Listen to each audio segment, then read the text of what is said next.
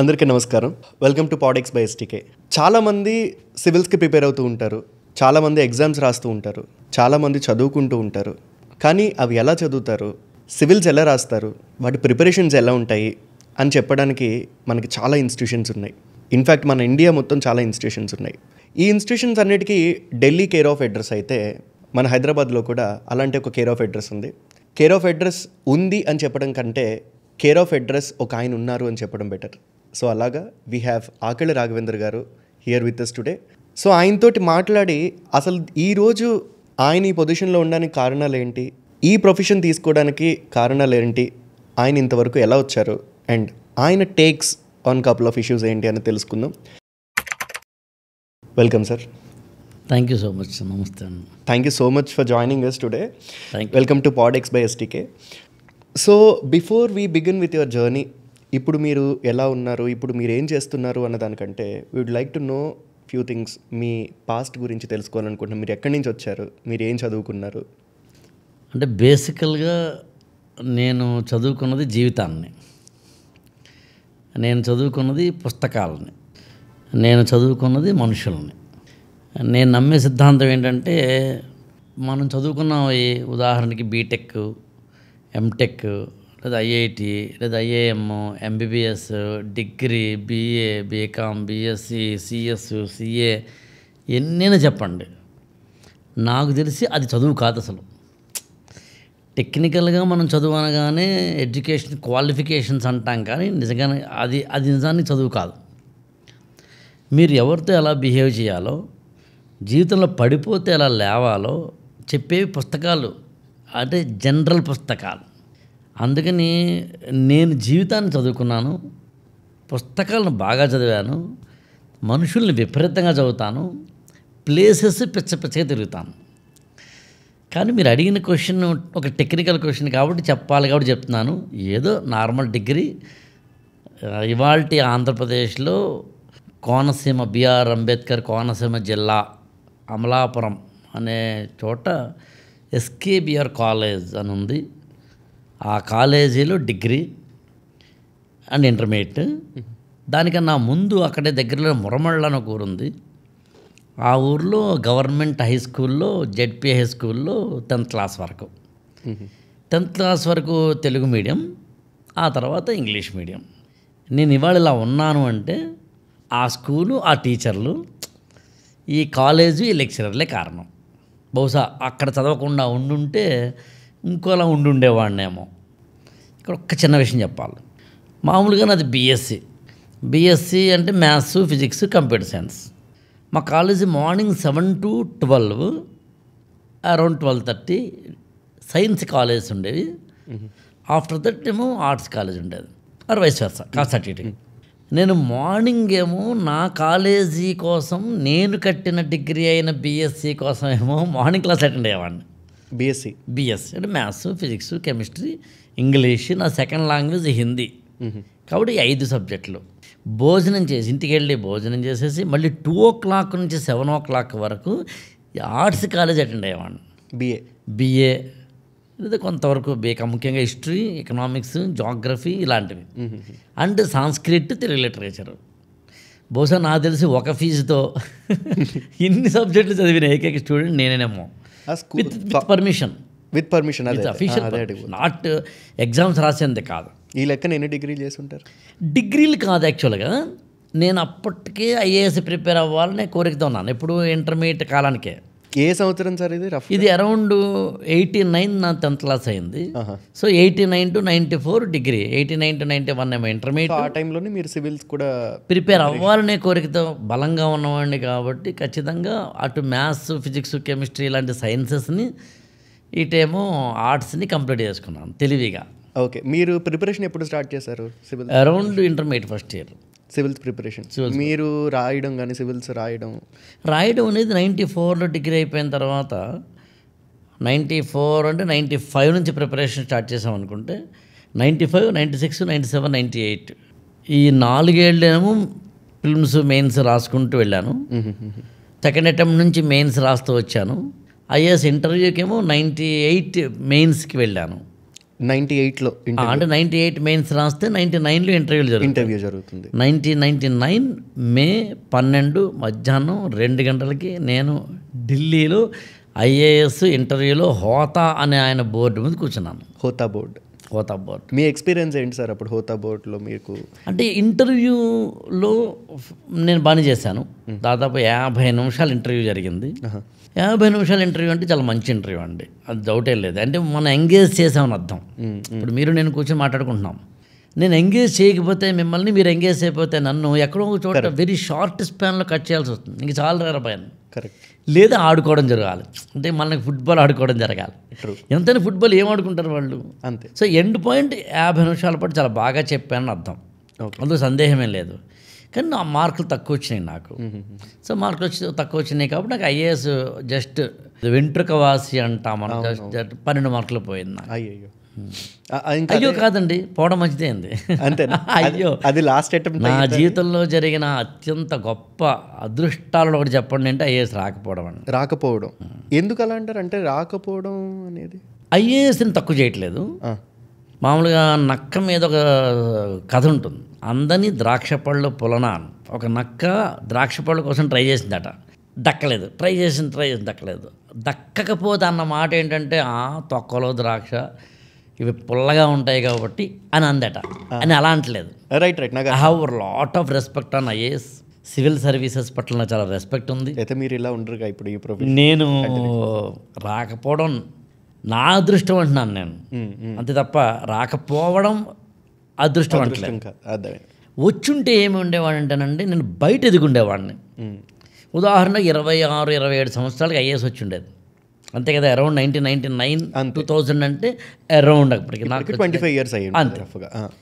25, 26 సంవత్సరాల పిల్లాడికి ఐఏఎస్ వచ్చి ఉంటే ఓ 2-3 ఏళ్ళు ట్రైనింగ్ అయిన తర్వాత నాకు కారు వస్తుంది, బంగ్లా వస్తుంది, క్వార్టర్స్ వస్తాయి, హోదా వస్తుంది, ఎమ్మెల్యే గారు ముందు కూర్చుంటారు, ఎంపీ గారేమో ఫోన్ చేస్తుంటారు, మినిస్టర్ గారితో కాన్ఫరెన్స్ ఉంటుంది, సీఎం గారితో వీడియో కాన్ఫరెన్స్ ఉంటుంది. తెలియకుండా ఒక 10 ఏళ్ళు పోయేసరికి బయట ఎదుగుతూ ఉండే, బయట అందరూ కూడా అబ్బా భలే అద్భుతం అద్భుతం అంటుంటారు, కానీ ఇంటర్నల్గా ఎదగం. ఆ లోపల మనకి భయము, బాధో ఏమో ఉంటాయి కదా, బై బర్త్ మనకి మ్యానుఫ్యాక్చరింగ్ డిఫెక్ట్స్ ఉంటాయి కదా, అవన్నీ ఉండిపోతాయి. అందుకని ఎప్పుడైతే ఫెయిల్యూర్ వచ్చిందో అప్పుడు బయట ఎదుగుతాం లేదో పక్కన పెడదాం, లోపల ఎదుగుతాం. పసిడి పతకాల హారం కాదురా విజయ తీరం, ఆట అనే మాటకు అర్థం నిన్ను నువ్వే గెలిచి యుద్ధం. కాబట్టి సీతారామ శాస్త్రి గారు రాసిన పాటలో ఉండేది ఒక్కడు సినిమాలో. సో ఆట అంటే అర్థం ఏంటంటే మనల్ని మనం గెలవడం, బయట వాడిని గెలిపించడమో కాదు, బయట వాళ్ళ దృష్టిలో మనం గెలవడం కూడా కాదు. అందుకు నా దృష్టిలో ఐఏఎస్ వచ్చి ఉంటే బాగానే ఉండేదేమో, కంఫర్ట్గా ఉండేది. ఓ 20 ఏళ్ళు అయ్యేసరి వెనక్కి తిరిగి చూసుకుంటే బంగ్లాలు ఉంటాయి, అన్నీ ఉంటాయి, ఇంటర్నల్ మాత్రం ఎదగం. సో అందుకని I'm so happy that IAS రాకపోవడం. మీకు ఎప్పుడు వచ్చింది సార్? అంటే ఇప్పుడు సివిల్స్ ప్రిపేర్ అయ్యేటప్పుడే ఇప్పుడు మీరు బుక్స్ అది ఎక్కువ చదువుతున్నారు, ఇప్పుడు మీరు చెప్పారు సిరివెన్నెల గారితో చెప్పారు. అవును, మీకు ఈ బుక్స్ చదవాలి, లేకపోతే ఇలాగా బుక్స్ ఎక్కువ కలెక్షన్ చేయాలి, ఇలాంటి బుక్స్ చదవాలి అని ఎప్పుడు వచ్చింది? సివిల్స్ ప్రిపేర్ అయ్యేటప్పుడే మీరు లేదండి, నాకు బై నేచర్ 7వ తరగతి 8వ తరగతి టైం నుంచే పుస్తకాలు చదవడం అనే ఒక అలవాటు ఒకటి పడింది. దానికి యావ తృష్ణ, ఆ జిగీష, అది తెలియని ఒక మైకం, దట్ వాజ్ ఒక వైరస్. అదే మొన్న మీ ఇంట్లోనే అలా ఉన్నాయంటే ఇంకా ఆఫీస్లో ఎన్ని ఉంటాయని. అవునండి, నాకు దాదాపుగా 5000 పుస్తకాలు ఇంట్లో ఉన్నాయి. మొత్తం చాలా పెద్ద మంచి మంచి పుస్తకాలు ఉన్నాయి. నేను ఇప్పుడు కూడా ఎవరైనా మా ఇంటికి వస్తుంటే అంటే గిఫ్ట్తో వస్తున్నట్టుగా నాకు తెలిస్తే పుస్తకాలతో రమ్మంటాను. ఏమైనా సభలకి వెళ్తుంటే పుస్తకాలని గిఫ్ట్ ఇమ్మంటున్నాను, మిగతా ఏం వద్దు. సో అందుకని I love to be with books. So 99లో మీరు చెప్పింది, 99లో మీ ఇంటర్వ్యూ అయింది. 99 interview May 12th 1999 May 12th interview అయిపోయాక మీరు ఇంటర్వ్యూ అవ్వలేదు అని తెలిసాక మీరు ఈ ఫీల్డ్లోకి ఎలా వచ్చారు? యాక్చువల్గా దాని తర్వాత ఏం చేశారు? అంటే ఈ ఫీల్డ్లోకి రాకముందు మధ్యలో ఒక చిన్న ఫేజ్ ఉంటుంది మీకు, అవునవును, ఖచ్చితంగా. ఒక స్ట్రగ్లింగ్ ఫేజ్. ఏం చేయాలి ఇప్పుడు, నాకు ఇది రాలేదు, అవును ఏం చేయాలో తెలియదు. అవును మళ్ళీ ఇంకా యూపీఎస్ గ్రూప్స్ అని గ్రూప్ 1 గ్రూప్ 2 ఇంకా ఉండుంటాయి. అవును బ్యాంక్స్కి ప్రిపేర్ అవుదామా అవును అన్న కన్ఫ్యూజన్ ఉంటుంది. అవును అవును లేకపోతే ఇంకో గవర్నమెంట్ జాబ్ చేద్దామా, లేకపోతే మీకు ఆల్రెడీ వచ్చిందంతో ప్రైవేట్లోకి వెళ్దామా అవును. అని ఒక సంఘర్షణ చిన్నది ఉంటుంది కదా. అక్కడి నుంచి దీంట్లోకి ఎలా వచ్చారా, ఆ ఫేజ్ ఎక్స్ప్లెయిన్ చేయగలరా? నేను సివిల్ సర్వీసెస్ రాయాలి, ఐఏఎస్ అవ్వాలి. ఒకవేళ అవ్వకపోతే సినిమా ఫీల్డ్లో డైరెక్టర్గా కానీ, రైటర్గా కానీ, యాక్టర్గా కానీ ఉండాలి. These are the 2 dreams I had. Cinema field ఉంది, 2 డ్రీములు. డిగ్రీ అయ్యే సమయానికి ఇది కానీ అది కానీ, ఒకవేళ ఐఏఎస్ రాకపోతే అని. ఈ ప్రాసెస్లో ఐఏఎస్ ఎగ్జామినేషన్ రాసి ఇంటర్వ్యూకి వెళ్ళి ఇంటర్వ్యూ కూడా ఫెయిల్ అయిన తర్వాత మనం బతకడానికి ఏదో ఒకటి చేయాలి కాబట్టి నేను జర్నలిజంలోకి వెళ్ళాను. ఈనాడు ఈటీవీ గ్రూప్లో నేను సబ్ ఎడిటర్గా, రిపోర్టర్గా జాయిన్ అయ్యా. అంటే మీరు మాస్ కమ్యూనికేషన్స్ చేశారా? అంటే ఈనాడు వాళ్ళకి జర్నలిజం స్కూల్ ఉంటుంది, ఈనాడు జర్నలిజం స్కూల్ అని. దాంట్లో ట్రైనింగ్ ఇస్తారు వాళ్ళు, అరౌండ్ 9 months ట్రైనింగ్. ఆ ట్రైనింగ్ అయిపోయిన తర్వాత వాళ్ళు జాబ్ ఇస్తారు.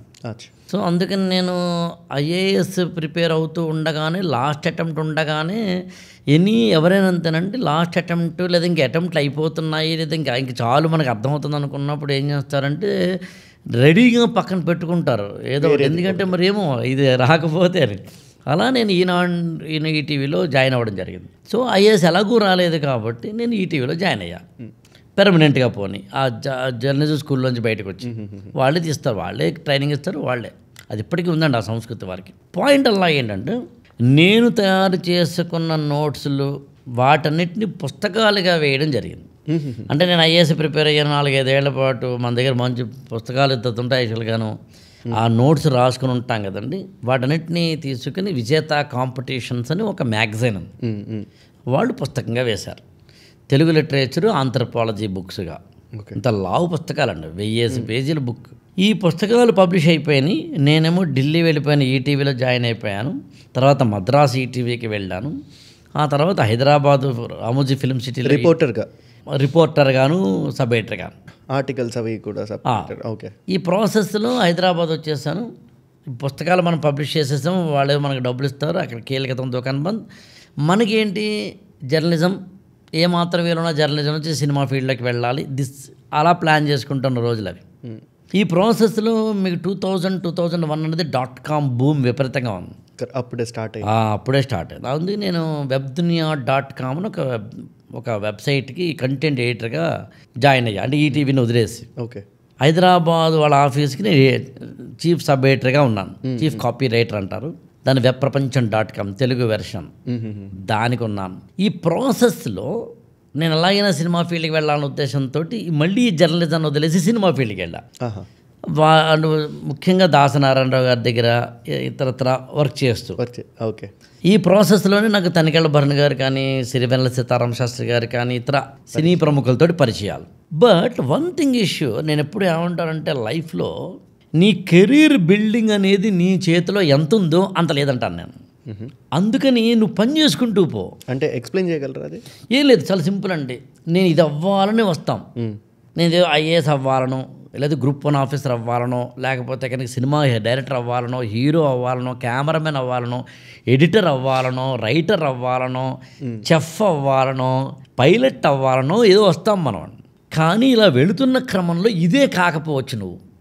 ఇందని మీరు అడిగా, నేను గ్రూప్ 1 రాయలేదు, గ్రూప్ 2 రాయలేదు, నేను ఇంక బ్యాంక్ ఎగ్జామ్స్ రాయలేదు. అయితే ఐఏఎస్ ఒకటే మాట, ఒకటే బాణం, ఒకటే పరీక్షలాగా. కాకపోతే సినిమా, ఈ 2 తప్ప ఇంకోటి నా మైండ్లో లేదు. కాబట్టి నేను ఐఏఎస్ రాశాను, రాలేదు. రాకపోతే గ్రూప్ 1 లేదు, ఏం లేదు, డైరెక్ట్గా సినిమా. ఇది సినిమా ఫీల్డ్లో ఏం చేసేవారు? Script writing, direction, TV serials direction. ఇలా మీకు తెలియదే ఉందండి, సినిమా ఫీల్డ్లో మనం మొదట్లో బిగినింగ్లో ఎన్ని రకాలుగా చేస్తాం, అన్ని రకాలుగా అన్ని ఈ ప్రాసెస్లో నాకు డబ్బులు ఒకటి రావట్లేదు. ఎందుకంటే ఎవరు వెంటనే బిగినింగ్లో ఇవ్వరు. అందుకని ఇవాళ ఉన్నంతగా కూడా ఆ రోజులు ఇచ్చేవారు కాదు. అండ్ దానికన్నా ఇంపార్టెంట్ ఏంటంటే ఎక్కడో నేను చదువుకున్నది వేరు కదా, నేను చేస్తున్నది వేరే కదా, ఏంటో సంథింగ్ సింక్ అవ్వట్లేదే అనే ఒకనొక తర్జన భర్జన జరుగుతుంది. Sir, before we talk about the step you're talking, మీ ఫినాన్షియల్ బ్యాక్గ్రౌండ్ తెలుసుకోవచ్చా? అంటే మా నాన్నగారిదా? మీ నాన్నగారు, మీ family financial background middle class అండి. ఎందుకు అడుగుతున్నానంటే సార్, ఇప్పుడు మీరు ఒక ఇన్స్టిట్యూషన్లో, సొసైటీలో ఒక మంచి పేరున్న వ్యక్తిగా మీరు ఉన్నారు. మీరు చాలామంది స్టూడెంట్స్కి ఇన్స్పిరేషన్గా ఉన్నారు. And if I'm not wrong, ఫినాన్షియల్గా కూడా పర్లేదు బాగానే సెటిల్ అయ్యి ఉంటారు. ఖచ్చితంగా. ఈ పొజిషన్కి మీరు సివిల్స్ ఇంటర్వ్యూ పోయింది, సివిల్స్ ఇంటర్వ్యూ వరకు వెళ్ళి ఐఎమ్ సారీ పోయింది, ఖచ్చితంగా పోయింది. సివిల్స్ ఇంటర్వ్యూ పోయింది. సివిల్స్ ఇంటర్వ్యూ పోయి మధ్యలో మీరు సినిమాలకు వచ్చారు. సినిమాలకి రావడం అంటే మీకు ఆల్రెడీ తెలిసే ఉండాలి దట్ సినిమాల్లో డబ్బులు రావు. అవును, డబ్బులు రావు అని తెలిసి ఉండాలి. డబ్బులు రాకపోయినా నేను సర్వైవ్ అవ్వగలను అని చెప్పి ఒక చిన్న కాన్ఫిడెన్స్ ఎంతో కొంత వెనకాల ఉంటేనే ఆ కాన్ఫిడెన్స్ ఉంటుంది. ఆ కాన్ఫిడెన్స్ తోటి మీరు వచ్చి ఉంటారు. సో ఆ ఫినాన్షియల్ బ్యాక్గ్రౌండ్ తోటి మీరు ఇప్పుడున్న పొజిషన్కి ఏమైనా లింక్ ఉందా? సో ఈ పొజిషన్ ఎలా వచ్చింది? అంటే మీరు అడుగుతుంది ప్రస్తుత పొజిషన్ గురించా, అప్పటి పొజిషన్ గురించి? మా నాన్నగారి పొజిషన్ గురించి. అప్పటి పొజిషన్, మా నాన్నగారు మిడిల్ క్లాస్ అండి. అదే మాది middle class, lower middle class అనొచ్చు.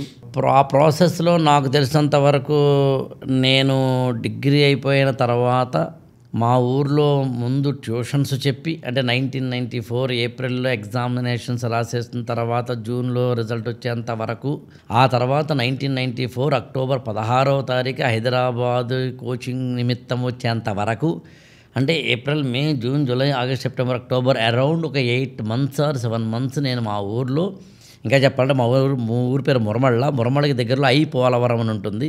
ఆ ఐలాండ్ పోలవరంలో నేను ఇద్దరు మిత్రులం కలిసి ఒక కోచింగ్ సెంటర్ పెట్టారు. నేను ఫిజిక్స్, తర్వాత ఏమో ఇంగ్లీషు చెప్పేవాడిని, ఇంకొక ఇద్దరేమో మ్యాథ్స్ అలా చెప్పేవారు. సో అందుకని నేను చాలా కన్సిడరబుల్ అమౌంట్ సంపాదించుకున్నాను. అది మా నాన్నగారి చేతిలో పెట్టి నేను హైదరాబాద్ కోచింగ్కి వెళ్తానండి. కాబట్టి నాకు నెలకి అప్పట్లో 1000 రూపాయలు పంపించేవారు. అంటే దాని అర్థం మా నాన్నగారు పంపించలేరు అని కాదు, పంపించలేదు అని కాదు, ఆయనకి ఖచ్చితంగా పంపించే స్తోమత ఉంది. ఆ మాత్రం వేలకు వేలు పంపించలేకపోవచ్చు, కానీ 1000 రూపాయలు పంపించేంత ఉంది.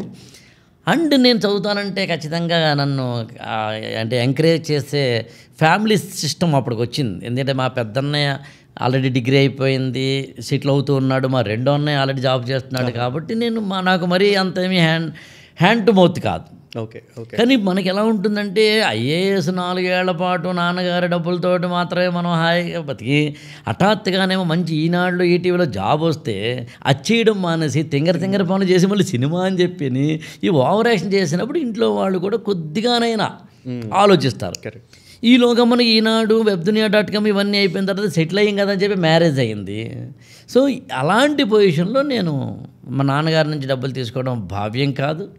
సినిమా ఫీల్డ్ ఏమో అప్పటికి నాకు అంత డబ్బులు ఇవ్వటం లేదు.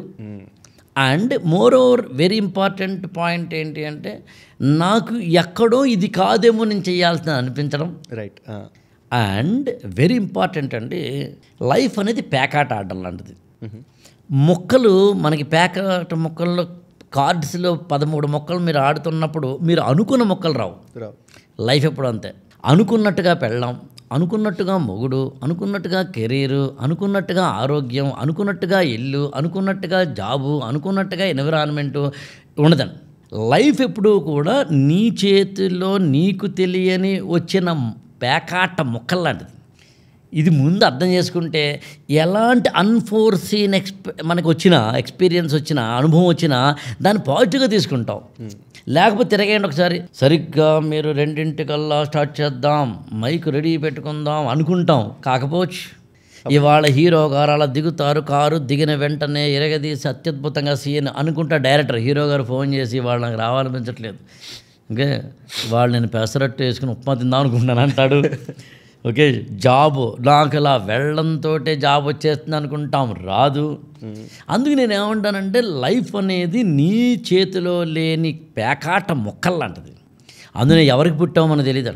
ఇలాగే పుట్టాలి ఎందుకు అనుకోవాలి, కాకినాడలో పుట్టాము కానీ కాశ్మీర్లో ఎందుకు పుట్టలేదు, అంబానీ కొడుకు ఎందుకు పుట్టలేదు.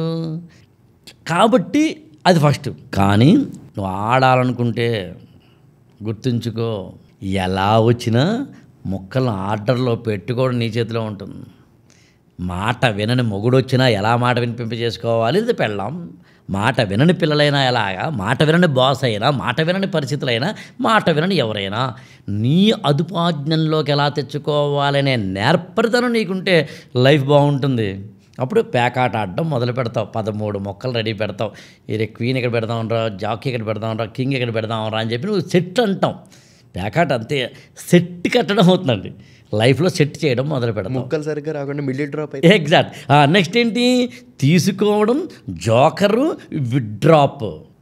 ఈ తర్వాత ఏంటి, ఎంతవరకు ఆడాలో తెలిసినోడు గొప్పవాడు కాదండి, ఎక్కడ మిడిల్ డ్రాప్ చేయాలో తెలిసినోడు గొప్పవాడండి. సినిమా అనే డ్రీమ్ నాకు ఉన్నమాట నిజమైనా నాకు ఇది సూట్ కాదు, తిరగేద్దాం, నేను దాన్ని సూట్ కాదు, ఎక్కడో నేను సూట్ కాదు అనుకోవడంలో ఏం చేశానంటే అన్నీ మానేసి ఇంట్లో కూర్చున్నాను. అన్నీ మానేసి ఇంట్లో కూర్చున్నాను నేను ఓ 2 నెలలు. ఏం చేయలేదు. నాకు ఈ సినిమా చేయలేకపోతున్నాను, ఏం చేయాలో అర్థం కావట్లేదు, జాబ్ లేదు చేతిలో, ఐఏఎస్ పోయింది. ఈ ప్రాసెస్లో నేను 2 ఏళ్ల కిందట 3 ఏళ్ల కిందట నా మొత్తం మెటీరియల్ అంతటినీ బుక్స్గా వేసిన తర్వాత ఆ పుస్తకాలు చదివిన కొంతమంది ఐఏఎస్లు, గ్రూప్ 1 ఆఫీసర్లు అయ్యి వాళ్ళేమో పత్రికలు ఇంటర్వ్యూలు ఇస్తూ పలానా అక్కడ రాఘవేంద్ర గారి పుస్తకం చదివి మెటీరియల్ చదివి నేను గ్రూప్ 1 ఆఫీసర్ అయ్యానని చెప్పి వాళ్ళ పేర్లు కూడా ఇప్పుడు చెప్పచ్చు. యాక్చువల్గా ఇప్పుడు డిప్యూటీ ట్రాన్స్పోర్ట్ కమిషనర్లుగా ఉన్నారండి వాళ్ళు ఆంధ్రప్రదేశ్లో. ఇప్పుడు అప్పటి మీ మెటీరియల్స్ నా మెటీరియల్ చదివి అంటే మన వెనకాల ఏదో జరుగుతోంది, మనకి తెలియదు ఆ విషయం. అందులో నేను ఏమంటానంటే జీవితంలో ఇప్పుడు పని చేసుకుంటూ పోవాలి. చాలామంది రిజల్ట్ చూస్తారు. యాక్చువల్గా ఇప్పుడు మన ఇద్దరం కూర్చున్నామండి, 1 మిలియన్ వ్యూస్ వస్తాయంటారా, ఎందుకు 1 మిలియన్ వ్యూస్ మీద ఆలోచిస్తావు? నీ దృష్టి ఎప్పుడైతే 1 మిలియన్ వ్యూస్ మీద ఉందో లాభం లేదు. వైరల్ చేయడం మీద ఉంటుంది. వైరల్ అంటే పొద్దున వస్తుంది మధ్యాహ్నానికి వెళ్ళిపోతుంది. జనరల్ కంటెంట్ ఇవ్వు, ప్రాణాన్ని నిలబెట్టే కంటెంట్ ఇవ్వు, మనిషిని కాపాడే కంటెంట్ ఇవ్వు, మనిషినే నిలబెట్టే కంటెంట్ ఇవ్వు, మనిషిని తయారు చేసే కంటెంట్ ఇవ్వు, క్యాన్సర్ రోగంతో చచ్చిపోతున్న వాడు బతికే ఇచ్చే కాన్ఫిడెన్స్ ఇవ్వు నీ మాట ద్వారా. అలాంటి వీడియోలు చేసుకుంటూ వెళ్ళిపోతే ఎప్పుడప్పుడు వైరల్ అవ్వక్కర్లేదు, అవ్వాల్సిన అవసరమే లేదు.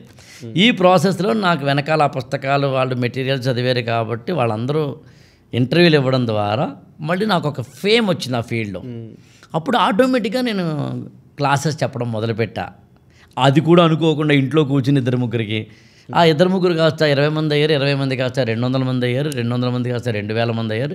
కట్ చేస్తే మన సినిమా మాటలు చెప్పాలంటే కాస్త అటు ఇటుకు ఒక 5-6 నెలల్లో నేను ఆ ఫీల్డ్లో నెంబర్ 1 పొజిషన్కి వచ్చాను. చాలా ఫాస్ట్గా వచ్చాను. దానికి కారణం ఏంటి, నాలో తెలియకుండానే 7వ తరగతి చదువుతున్న పుస్తకాల జ్ఞానం ఉంది, నాలో ఐఏఎస్ ప్రిపేర్ అయినప్పుడు ఉన్న మంచి ఐఏఎస్ బుక్స్లోంచి వచ్చిన కంటెంట్ ఉంది, నాలో నాకే తెలియకుండా అక్షరాన్ని ఎలా రాయాలో నేర్పిన ఈనాడు లాంటి వారికి సంబంధించిన బోధరాజు రాధాకృష్ణ గారు లాంటి వాళ్ళకి శిష్యరేఖల నుంచి వచ్చింది.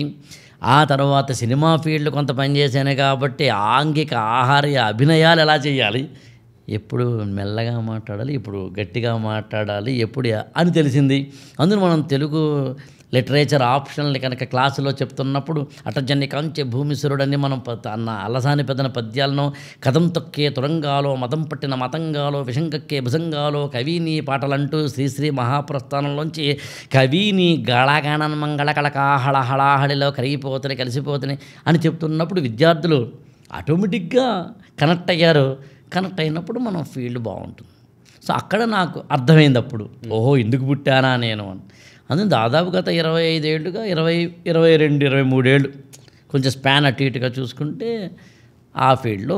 ఈ ఫీల్డ్లో ఎప్పటికీ ఉండడం అనేది. మీరు ఒక 5-6 నెలల్లోనే మీకు ఈ ఫేమ్ వచ్చింది చూసారా. 5-6 నెలల్లో మీరు ఇద్దరితో స్టార్ట్ చేసి దాదాపు ఈ 20,000-20,000 స్టూడెంట్స్ వరకు వచ్చారు ఒక 5-6 నెలల్లోనే అని చెప్పారు. ఈ ప్రాసెస్లో చాలా ఫాస్ట్గా వచ్చిన ఫేమ్ని మీరు ఎలా హ్యాండిల్ చేయగలిగారు? అంటే ఎప్పుడు నేను ఏమంటానంటే అప్పుడు 28-29 సంవత్సరాలు లేదా 26 సంవత్సరాల వయసులో ఉన్నట్టుగా ఇవాళ 50 ఏళ్ళ మెచ్యూరిటీలో ఉండం. కరెక్ట్. కాబట్టి రాత్రి వచ్చిన డబ్బు వచ్చినప్పుడు పొగరు అనను, బట్ తెలియని ఒక ఓవర్ కాన్ఫిడెన్స్ వస్తుంది. హైవే మీద మంచి స్కార్పియోనో ఇన్నోవానో వేసుకెళ్తున్నప్పుడు 150 దాటినప్పుడు వెళ్తుంటే మనకి ఏమనిపిస్తుందంటే బలి వెళ్తున్నారా అనిపిస్తున్నాను.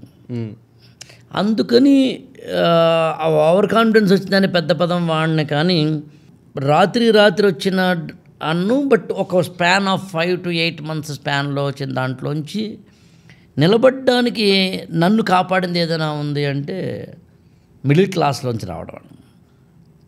అందులో అంటాను ఎప్పుడూనండి, యాక్చువల్గా మనిషిని ఎప్పుడూ కూడా నీకు ఏ డిసడ్వాంటేజ్ ఉందో చెప్పు, అదే అడ్వాంటేజ్. నేను స్వయంగా అప్పటికి ఇప్పటికీ ఎప్పటికీ భయస్తుండేనండి. నాకు ఏం భయమో చెప్తాను. నా గురించి మీరు ఏదో అనుకుంటున్నారా? భయం.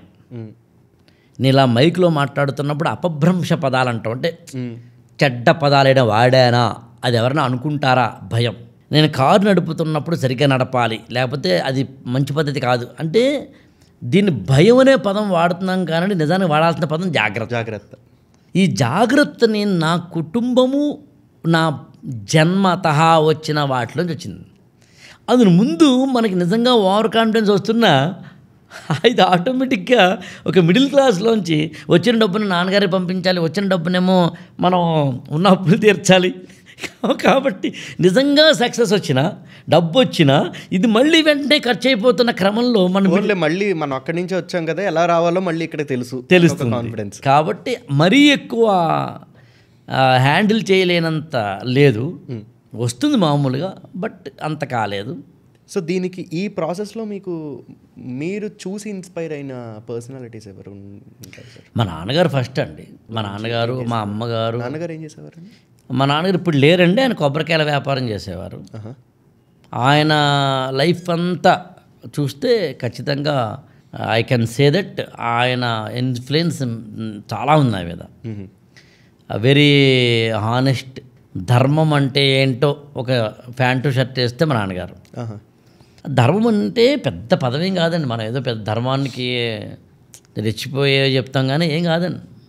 నాకు తెలిసి ధర్మానికి రెండు అర్థాలు ఉన్నాయండి. ఒకటి, నువ్వు చేయాల్సిన పని చేయడం, ఫలితాన్ని ఆశించకుండా నువ్వు చేయాల్సిన పని చేయడాన్ని ధర్మం అంటారు.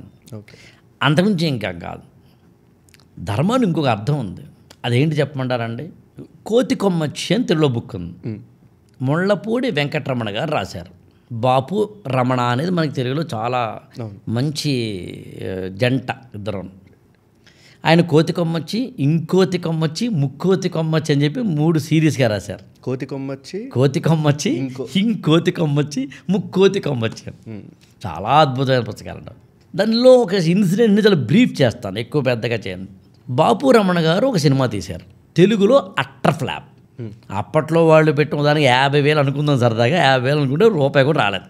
నీచి నికృష్టమైన సినిమా. ఇది ఒక కన్నడ నిర్మాత కొనాలనుకున్నారు. నిజంగా జరిగింది ఇది, నిజంగా ఆ బుక్లో ఉన్నది. నేను పేర్లు తీసేసి చెప్తున్నాను అంతే, అంటే మనకి టైం స్పేస్ లేక. కన్నడ నిర్మాత కొనాలనుకున్నాడు. సో వీళ్ళిద్దరూ ఇంకొక ఆయన ముగ్గురు కలిసి, అంటే మధ్యవర్తి అనుకోవచ్చు, ముగ్గురు కలిసి ఆయన దగ్గరికి వెళ్ళారు.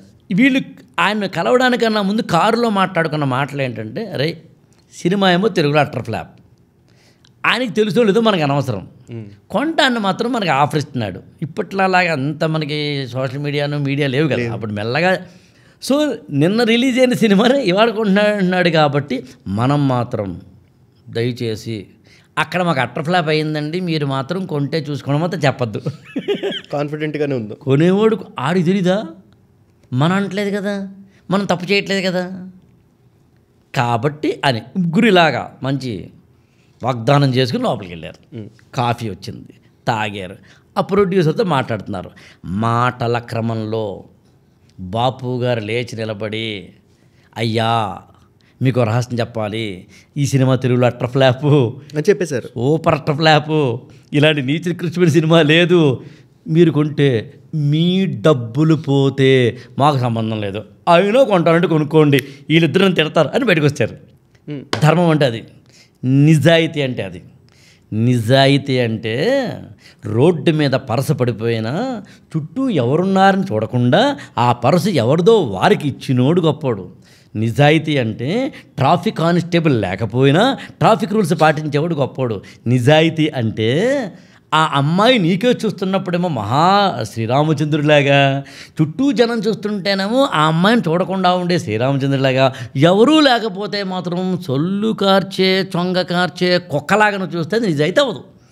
నిజాయితీ అనేది ఇక్కడికి సంబంధించింది, జనానికి సంబంధించింది కాదు. సో అందుకని నా దృష్టిలో ధర్మము అంటే ఇంతే, ఈ నిజాయితీయే. అందులో మా నాన్నగారు ఆయన నేను చిన్నప్పటి నుంచి చూసినప్పుడు, ఆయన పడ్డ కష్టాలు అవి చూసినప్పుడు నాకు అర్థమైంది ఏంటంటే ఇలా ఉండాలి రా భయ్య అని. అక్కడ నా మీద ఇన్ఫ్లుయెన్స్ ఉంది. తర్వాత నా జీవితంలో సిరివెన్నెల సీతారామ శాస్త్రి గారు నా ఇన్స్పిరేషన్, గురువు. మా అమ్మాయికి నేను పెట్టుకున్న పేరే సిరివెన్నెల. అది ఆయన ఇన్స్పిరేషన్ పొందిన తర్వాతనే ఇప్పుడు నేను ఇందాక చెప్పాను, మీరు అడిగారు కదా, ఆ ఫేజ్ ఒకటి ఉంది. 2-3 ఏళ్ళు సినిమాల్లోనూ ఇలా తిరిగి ఏం చేయాలి అర్థం కాని పొజిషన్లో మనకు కన్ఫ్యూజన్ ఉన్నప్పుడు ఆ కన్ఫ్యూజన్ నుంచి క్లారిటీ ఇచ్చి నన్ను కూర్చోబెట్టి చెప్పిన వారిలో సీతారామ శాస్త్రి గారు ఒకరు. అండ్ తనికెళ్ళ భరణి గారు. ఇంకా ఆ తర్వాత ఇంకా అనేక మంది జీవితంలో అలా. సార్ మీరు నమ్మే సిద్ధాంతాలు ఏముంటాయి సార్? మామూలుగా ఇప్పుడు ఇంతవరకు వచ్చారు అంటే లైఫ్లో నేను ఇది నమ్మాను కాబట్టి, ఇప్పుడు మీరు నిజాయితీ అన్నారు, ధర్మం అన్నారు, ఇవి ఒకప్పుడు ఒక్కొక్కలాగా మీరు మీనింగ్ తీసుకుని ఉండొచ్చు. ఖచ్చితంగా ఒక్కొక్క ఫేజ్లో ఒక్కొక్క దానికి నేను చూసుకున్న దాన్ని బట్టి ఒక ఛానల్లో ఏమైనా వర్క్ చేసినప్పుడు ఆ ఛానల్కి పాజిటివ్గా మీరు రాయాల్సి ఉంటుంది, అదొక ధర్మం. బయటకు వచ్చేసినప్పుడు మీరు ఒక వెబ్సైట్లో చేశారు, దానికి సంబంధించి రాయాలి, అదొక ధర్మం. మొత్తం ఇలాగ ఇప్పుడు మీరు చేసే ఇప్పుడు వర్క్ కల్చర్ ఏదైతే ఉందో, ఈ వర్క్ కల్చర్కి సంబంధించి మీరు ఒక్కొక్క దాన్ని ఒక్కొక్కలా చెప్పాలి, అదొక నిజాయితీ, ఒక ధర్మం. మీరు పర్సనల్గా నమ్మే సిద్ధాంతం ఏంటి? బేసికల్గానండి, సాధ్యమైనంత వరకు ఇతరులకి నష్టం లేకుండా బతకాలన్నదే నా మినిమం సిద్ధాంతం అండి. ఇంకా పెద్ద సిద్ధాంతాలు ఉన్నాయని ఏదో అనుకోను. ఇతరులకి ఏమీ ఇబ్బంది కలగకుండా నా లైఫ్ స్టైల్ ఉండాలి. నేను తప్పు చేశాననుకోండి, నీకు నాకు తెలిసి తప్పు చేయాలి. నేనేమో తప్పు చేసి నీ చేత చేయించి ఇది మాత్రం మంచి అనకూడదు. తర్వాత అబద్ధాలు తక్కువ ఆడాలి. తర్వాత ఉన్నంతలో లైఫ్ని అబద్ధాలు ఆడకూడదు అంటలేదు, నేను తక్కువ ఆడాలి అంటున్నాను. నేను ఐఎమ్ సో ప్రాక్టికల్ అండి మనిషిని. అబద్ధాలు ఆడరాదు, ఆదర్శవంతమైన జీవితం ఉండాలి, అవేం కావు. అబద్ధాలు ఆడకుండా ఉండలేమండి. సత్యం భ్రుయాత్ ప్రియం భ్రుయాత్ నా భ్రుయాత్ సత్యమ ప్రియం నా భ్రుయాత్ ప్రేమ సత్యం అని సంస్కృత శ్లోకం ఉంటుంది. అబద్ధాలు ఆడకుండా ఉండలేం, కానీ చిన్న చిన్న అబద్ధాలు ఆడాలి. ఇతరులకు ఇబ్బంది కలిగించే అబద్ధాలు ఆడకూడదు, ఇతరులకు నష్టం కలిగించే అబద్ధాలు ఆడకూడదు, జనాల్ని మసిపూసి మామిడికాయ చేసే అబద్ధాలు ఆడకూడదు. నీ అబద్ధం వల్ల ఎదుటి వ్యక్తి కన్నీరు కార్చకూడదండి, ఎదుటి వ్యక్తి జీవితాన్ని నష్టపోకూడదండి, ఎదుటి వ్యక్తి జీవితంలో అత్యంత ప్రమాదకరమైన, బాధాకరమైన, విషాదకరమైన సంఘటన నీ అబద్ధం వల్ల జరగకూడదు. నీ అబద్ధం వల్ల నుండి నీ ప్రవర్తన వల్ల జరగకూడదు. ప్రాక్టికల్గా అంటే అందుకని రాముడి ఫిలాసఫీ వేరండి, కృష్ణుడి ఫిలాసఫీ వేరు.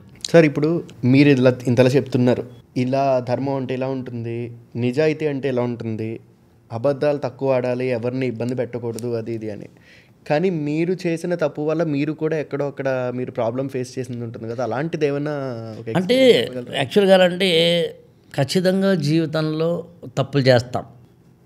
తప్పులు చేయలేదు అని ఎవరైనా అంటే కనుక అంతకన్నా తప్పు మరవట్లేదు, అంతకన్నా అబద్ధం మరవట్లేదు.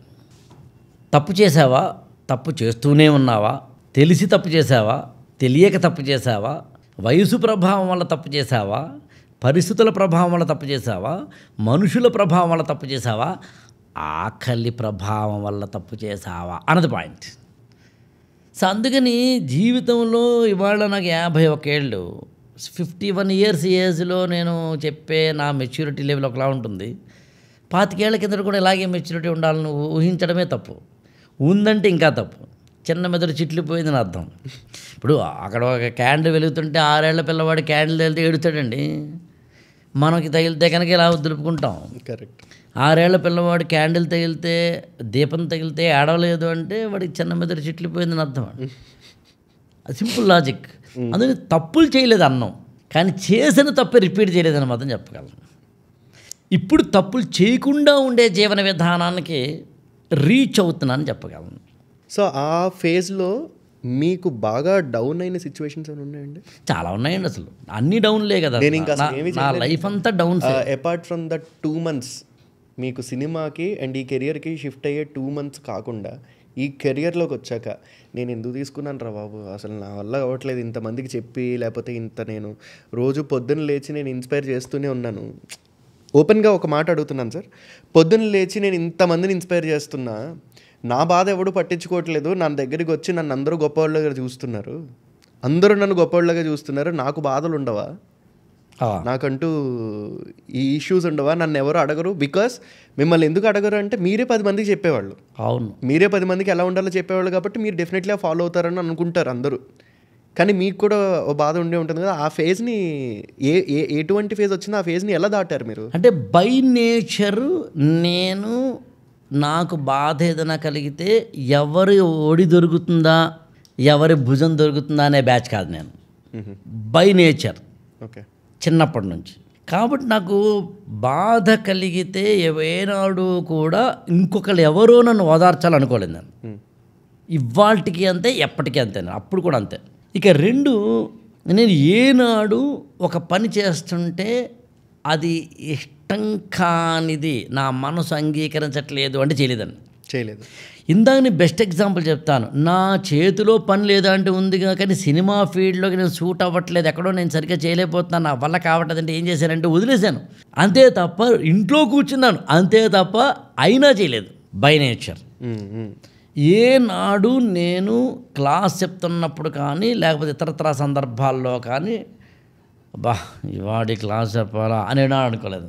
ఆ మాటకు వస్తే నాకు తెలిసి నేను ఇంతవరకు మీరు ఎన్ని ఇంటర్వ్యూలను చూడండి, ఏ ఇంటర్వ్యూలోనూ కూడా ఏ క్లాసులోనూ కూడా డల్గా ఉన్నాను. నేను ఇలాగే ఉంటాను, యాక్టివ్గా, చాలా యాక్టివ్గా ఉంటాను. ఎందుకంటే నేను లవ్ చేస్తాను ఆ పని. చెయ్యకపోతుంటే ఆ పని చేయను, చెయ్యాల్సి వస్తే బలవంతంగా లవ్ చేస్తాను అంతే తప్ప మనసు లోపల పెట్టుకోను. డౌన్స్ మీరు అడిగారు కదా, చాలా సింపుల్ చెప్తాను, మీరు ఆశ్చర్యపోతారు. నా గత 25 సంవత్సరాలు సివిల్ సర్వీసెస్ కోచింగ్లో నేను ప్రతి 4 ఏళ్ళకో 5 ఏళ్ళకో టిక్కే పైకి వెళ్తే కింద పడ్డమే. 2000 సంవత్సరంలో స్టార్ట్ చేశాను, 2002లో యాక్సిడెంట్ అయింది, 2003లో స్టార్ట్ చేశాను, 2006లో ఉన్న సిలబస్ని గవర్నమెంట్ తీసేసింది, 2007లో కొత్త సిలబస్ నేర్చుకుని క్లాస్ చెప్పడం మొదలుపెట్టాను, 2010లో 9 ఆ ప్రాంతంలో ఉన్న సిలబస్ తీసేసింది గవర్నమెంట్, మళ్ళీ 2012కి మళ్ళీ కొత్త సిలబస్ అంటే కొత్త సబ్జెక్ట్ సిలబస్ కూడా కాదు యాక్చువల్గా. అంటే నేను కూర్చున్న కొమ్మ కొట్టేసింది గవర్నమెంట్, కొత్త కొమ్మ ఎంచుకున్నాను. కొత్త కొమ్మకు ఆ తర్వాత 2012లో అయితే కనుక మొత్తం కూర్చున్న చెట్టునే నరికేసింది. అప్పుడు మళ్ళీ కొత్తగా స్టార్ట్ చేశాను. మళ్ళీ 2014, 2016, 2019కి అత్యద్భుతంగా అన్నీ బాగున్నాయి అనుకుంటే 2020లో కోవిడ్ వచ్చి మొత్తం అంతా మారిపోయింది. కోచింగ్ సెంటర్ లెక్క నిర్వహణ విధానాలే మారిపోయినాయి. అది ఆ మాటకు వస్తే నా లైఫ్లోనే కాదు, 2020 అనేది అందరి జీవితాన్ని అందరికీ ఎఫెక్ట్ అయింది. సో అందుకని ప్రతి 3-4 ఏళ్ళకి టిక్కే మీరు నమ్మరు, అదే నా జీవితంలో ఆనందం. నేను ఇలా ఉన్నానంటే ఇవాళ అందుకని నా జీవితాన్ని సాయంత్రం 5ంటికి ప్రియురాల్ని కలవడానికి పొద్దున్న 10ంటికి బయలుదేరిన ప్రియుడిలా పోల్చుకుంటాను నేను. ప్రియురాలు ఉన్నారండి? లేరండి, నాకు ఒకటే, నా పుస్తకాలు మాత్రం ప్రియురాలు, నా లైఫే నా ప్రియురాలు. ఓకే, అంటే పెళ్ళం కాకుండా. ఓకే, ఏ టైంలో పెళ్లి చేసుకున్నారు? 2000 సంవత్సరం అండి, 2000 సంవత్సరం మార్చి 30. 2000లో పెళ్లి చేసుకున్నారు అంటే ఇమీడియట్గా సివిల్ సర్వీసెస్ అయిపోయిన వెంటనే ఎలా ఉంటుందంటే మీకు తెలుసు కదండి, ఒక మిడిల్ క్లాస్ ఫ్యామిలీలో పేరెంట్స్ ఒక ఐఏఎస్ రారే, నీకు ఐఏఎస్ వస్తే ఓకే, రాకపోతే కనుక ఆల్రెడీ ఈనాడులో జాబ్ ఉంది కదా, సో మా బాధ్యత పెళ్లి చేయాలి. ఆ ప్రాసెస్లో ఈనాడులో జాబ్ చేస్తూ సినిమాలకు వెళ్ళి సినిమాలు కూడా వదిలేసినప్పుడు 2 నెలలు మీరు ఖాళీ టైం తీసుకుంటాను, నేనేమీ సంపాదించలేను, ఇంకా ఈ 2-3 నెలలు నేను ఖాళీగానే ఇంట్లో ఉంటాను అన్నప్పుడు how did your family support you? ఖచ్చితంగా ఉందండి, ఖచ్చితంగా ఉంది. అందులో మా నాన్నగారు, మా అమ్మగారు, మా మిస్సెస్ సపోర్ట్ ఎక్కువ. సరే, ఎప్పుడైనా మనం బహుశా ఇందులో డిస్కషన్ వస్తుంది కానీ నాకు ఓన్లీ మ్యారేజ్ మీద మాత్రమే, pre marital, post marital, pre divorce, post divorce లాంటి వాటి మీకు చెప్పాలని కోరిక నాకు. ఫ్యామిలీ సపోర్ట్ లేకపోతే ఏం చేయలేం వాళ్ళు. పెళ్ళడానికి మొగుడు కానీ మొగుడికి పెళ్ళం కానీ లేకపోతే ఏం చేయలేం. సో అందుకని మా మిస్సెస్ సపోర్ట్ ఖచ్చితంగా ఉంది. అది 200% ఉంది కూడా కాదు, ఏదో జస్ట్ ఉందంటే పర్లేదండి ఆమె పని ఆమె చేసుకెళ్ళిపోతుంది ఏం కాదు. She is the pillar. అంటే పేరెంట్స్ తర్వాత పేరెంట్స్ ఎలాగూ ఉంటారు ఖచ్చితంగా, పేరెంట్స్, బ్రదర్స్, వదినలు ఎలాగూ ఉంటారు. నేను వాళ్ళ తర్వాత మాట్లాడుతున్నాను. సో కాబట్టి ఫ్యామిలీ సపోర్ట్ అనేది ఉండకపోతే ఏం చేయలేం. ఆ సపోర్ట్ ఉంది ఆ టైం నుంచి, మంచి సపోర్ట్. సార్, ఒకవేళ హైపోథెటికల్ క్వశ్చన్, చాలా హైపోథెటికల్గా అడుగుతున్నాను, అదే టైంలో కనుక సపోజ్ మీ వైఫ్ కనుక ఏమండి ఎందుకు అలా వదిలేశారు నాకు అర్థం కాదు, మీకు మంచిగా ఏదో ఒకటి వస్తుంది, ఐఏఎస్ఆ ఓకే ఇంటర్వ్యూ పోయింది, అది మన చేతిలో లేదు. జర్నలిజం ఈటీవీలో జాయిన్ అయ్యారు, అది మళ్ళీ వదిలేసి సినిమాలకు వచ్చారు. సినిమాల్లో మళ్ళీ నాకు ఇది సెట్ అవ్వట్లేదని చెప్పి దీనికి వచ్చారు. ఈ ట్రైనింగ్ దానికి వస్తుంటే మధ్యలో మీకు చిన్న బ్రేక్ ఎప్పుడో వచ్చే ఉంటుంది. ఇంత ఒడిదుడుకులు ఎందుకు, ఒక్కటి చేయొచ్చు కదా, ఎందుకు ఇన్ని దాంట్లో కాలు పెడుతున్నారు, బయట put your legs on multiple boards అని చెప్పి మీ వైఫ్ మీతోటి ఎప్పుడైనా అనుంటే అన్నారా? ఒకవేళ అనుంటే కనుక మీ ఫీలింగ్ ఎలా ఉండేది? యాక్చువల్గా అయితే అనలేదు, అది ఎందుకు అనలేదో కూడా చెప్పాలి. అయితే హైపోథెటికల్గా ఒకవేళ అనుంటే యాక్చువల్గా ఏంటంటే డిస్కస్ చేస్తాం, ఇలా కాదు ఇలా సో అండ్ సో అని. ఖచ్చితంగా ఒక రోలింగ్ స్టోన్ లాగే కనిపిస్తుంది. ఐఏఎస్ నుంచి, ఈటీవీ నుంచి, ఈనాడు నుంచి, webdunia.com నుంచి, సినిమా నుంచి, టీవీ సీరియల్స్ నుంచి, ఈ గందరగోళాలు చూస్తే ఖచ్చితంగా ఈ తింగరోడా లేదా స్థిరంగా ఉండడా అనిపిస్తుంది. ఎందుకంటే మీరు చేసిన దేనికి సంబంధం లేదు. ఎందుకంటే మీరు ఐఏఎస్ చేశారు, సివిల్స్ది అడ్మినిస్ట్రేటివ్ డిపార్ట్మెంట్, ఐఏఎస్ కానీ ఐపీఎస్ కానీ administrative department is completely different from the journalism. అవును, journalism is completely different from what you have done next సినిమాలో. అవును, ఎందుకంటే జర్నలిజం మీరు చెప్పింది సబ్ ఎడిటర్గా చేశాను. అవును, సబ్ ఎడిటర్కి సినిమాలకి లింక్ లేదు, సంబంధం లేదు. ఓకే, పోనీ ఆల్రెడీ రైటింగ్ దాంట్లో ఎక్స్పీరియన్స్ ఉంది కాబట్టి మీరు సినిమాలకి చేశారు, సినిమాల్లో అసిస్టెంట్గా చేశారు, రైటర్గా చేశారు, సిరివెన్నెల గారి దగ్గర, బటన్ గారి దగ్గర, ఇలాగ వాళ్ళ దగ్గర నుంచి నేర్చుకుంటూ మళ్ళీ అది కూడా వదిలేసి ఆల్ టుగెదర్ మీరు డిఫరెంట్గా మళ్ళీ ఫస్ట్కి సివిల్స్ దానికే వచ్చి కాబట్టి అక్కడికి వెళ్ళి నేను ఇది చేసి అంటే అదే ఇందాక మీరు చెప్పింది హైపోథెటికల్గా చూస్తే తప్ప, లేకపోతే మాత్రం ఆమె నన్నేమి ఎప్పుడు కాదనలేదు. ఇలాంటి ఎన్ని రకాలుగా ప్రయోగాలు చేస్తాను. దానికి కారణం చెప్తాను మీకు. సాధారణంగా ఇది నేను మాట్లాడుతుంది నేను మా ఆవిడ అలా కాదు, in general wife and husband రిలేషన్లో అంటే ఇద్దరూ కాస్త బుర్రనోళ్ళు అయితే ఇన్ జనరల్ ప్యారలన్స్లో ఒక జర్నీలో ఒక వ్యక్తి మీద మనకు కాన్ఫిడెన్స్ వస్తుంది. ఒక జర్నీలో ఒక వ్యక్తిని మనం అర్థం చేసుకోవడంలో నిజమే ఇతను ఇది ఈమె అనుకుంటున్నది ఇది కాదు అని అర్థమవుతూ వస్తుంది. అది కొంత మెచ్యూరిటీ లెవెల్ నుంచి ఆలోచిస్తే తప్ప అర్థం కాదు. అందులో మీరు గమనించండి, చాలా సక్సెస్ఫుల్ అయిన చాలా బిజినెస్ మెన్లు కానీ, పొలిటీషియన్స్ కానీ, సినిమా డైరెక్టర్లు కానీ, వీరు అంటే కాస్త రిస్క్ తోటి కూడిన జీవనాల్లోకి వెళ్ళి లాభాల్లోకి వెళ్ళిన అందరి వెనకాల అమ్మాయి అయితేనేమో మొగుడు ఉంటారు, అబ్బాయి అయితేనే పెళ్ళ ఉంటుంది. కావాలంటే చూడండి, వాళ్ళు అది సాధ్యం కాదు, అవ్వదు, కష్టం.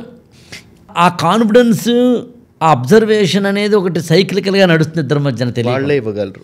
అందుకని నేను జాబ్ చేస్తే నాకు ఈ మధ్యన గుర్తు రావట్లేదు, లేదా ఒక స్వీట్ షాప్ వాళ్ళు, అంటే మనం ఎవరిదో పేరు చెప్పడం కమర్షియల్గా కాదు కాబట్టి, కానీ ఆయన చెప్తున్నాడు యాక్చువల్గా నేను కపిల్ చిట్ ఫండ్స్లో పనిచేసేవాడిని అండి, మానేద్దాం అనుకున్నాను, స్వీట్ షాప్ పెట్టాలనుకున్నాను, ఫస్ట్ నన్ను సపోర్ట్ చేసింది మా ఆవిడే అన్నాడు. యాక్చువల్గా మీరు అలా మొదలుకొని చాలా వాళ్ళ ఇంటర్వ్యూలు చూడండి, మా ఆవిడ సపోర్ట్ లేకపోతే లేనంటాడు, లేదా మా ఆయన సపోర్ట్ లేకపోతే అంటారు. ఎందుకంటే అది మెచ్యూరిటీ నుంచి వస్తుంది, అది కమ్యూనికేషన్ నుంచి వస్తుంది, ఇద్దరి మధ్యన తెలియని ఒక అవగాహన నుంచి వస్తుంది. అదే జరిగింది అంతే. సో ఈ ప్రాసెస్లో మన ఫ్యామిలీ వాల్యూస్ ఎలా ఉంచుకోవాలి సార్? ఇప్పుడు ఈ ప్రాసెస్లో will be going through a lot of distress. First of all distress, distractions, depression, ఇంకా డీ తోటి ఎన్నైతే పదాలు ఉన్నాయో అన్నీ మనం వెళ్తూ ఉంటాం. ఫ్యామిలీని కాపాడుకుంటూ, ఫ్యామిలీని సేవ్ చేసుకుంటూ, ఎట్ ద సేమ్ టైం ప్రొఫెషన్లో కూడా బ్యాలెన్స్ ఎలాగా మీరు తెచ్చు? అది చాయిస్ అండి, అది చాయిస్. అది అంటే ఎవరిదైనా కానీ నేను ఫ్యామిలీని ప్రొఫెషన్ని రెండింటినీ సమానంగా రెండు కళ్ళలాగా చూసుకోవాలనుకుంటున్నాడా ఆ వ్యక్తి? నాకు ప్రొఫెషన్ ఇంపార్టెంట్ ఫ్యామిలీ కన్నా అనుకుంటున్నాడా, ఫ్యామిలీ ఇంపార్టెంట్ ప్రొఫెషన్ అనుకుంటున్నాడా అన్నదే పాయింట్ అండి. It's pure choice. By choice కాకుండా అసలు ఎలా అనుకోవాలి అన్నది నేను అసలు ఎలా అనుకోవాలి మాత్రం చెప్పను, ఎందుకంటే అది ఎవరిష్టం వాళ్ళది. కానీ నేను చెప్తానంటే, ఇప్పుడు మీరు నా ముందు మైక్ పెట్టారని, మీరేమో కొన్ని క్వశ్చన్స్ అడుగుతున్నారని, నేను ఒళ్ళు దగ్గర పెట్టుకు మాట్లాడాలి, బుద్ధిగా మాట్లాడాలి. మైక్ ఇక్కడ పెట్టారని ఇష్టం మాట్లాడకూడదు, అది ఇర్రెస్పాన్సిబిలిటీ కిందకి వస్తుంది. మీరు మీ కారుని మీ డ్రైవర్ చేతిలో పెట్టారు, స్టీరింగ్ వాడి చేతిలో ఉంది, ఇర్రెస్పాన్సిబుల్గా ఉండకూడదు. అలా పెళ్ళైతే మొగుడిలాగా రెస్పాన్సిబుల్గా ఉండాల్సిందే, పెళ్ళైతే పెళ్ళంలాగా రెస్పాన్సిబుల్గా ఉండాల్సిందే, పిల్లలు పుడితే పేరెంట్స్ లాగా రెస్పాన్సిబుల్గా ఉండాల్సిందే. నేను రెస్పాన్సిబుల్గా ఉండనంటే మాత్రం వర్కౌట్ కాదు, అందులోకి వెళ్ళొద్దు.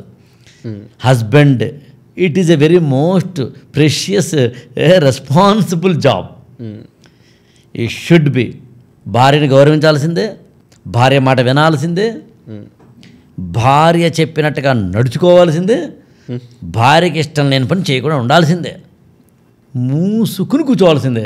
వయసు వెర్స. అంటే ఇక్కడ మనిద్దరం మగవాళ్ళం కాబట్టి నేను మా ఆవిడ వెర్షన్ అదే ఇటువైపు మాట్లాడతాను. నేనేం చేశానో మాట్లాడతాను, ఏం చేయాలో మాట్లాడతాను. కింద కమెంట్స్ ఇప్పుడు భార్య బాధితుల సంఘం నుంచి కమెంట్లు వస్తూ ఉంటాయి. లేదు బట్ అది వేరే యాక్చువల్గా. నేను అదే అంటున్నాను. మళ్ళీ అక్కడ తేడా చెప్తాను. అక్కడ భార్యగా ఆమె బాధ్యతాయుతంగా ప్రవర్తించకపోవడం వల్ల వాళ్ళ భార్యనే పోస్టే లేదుగా.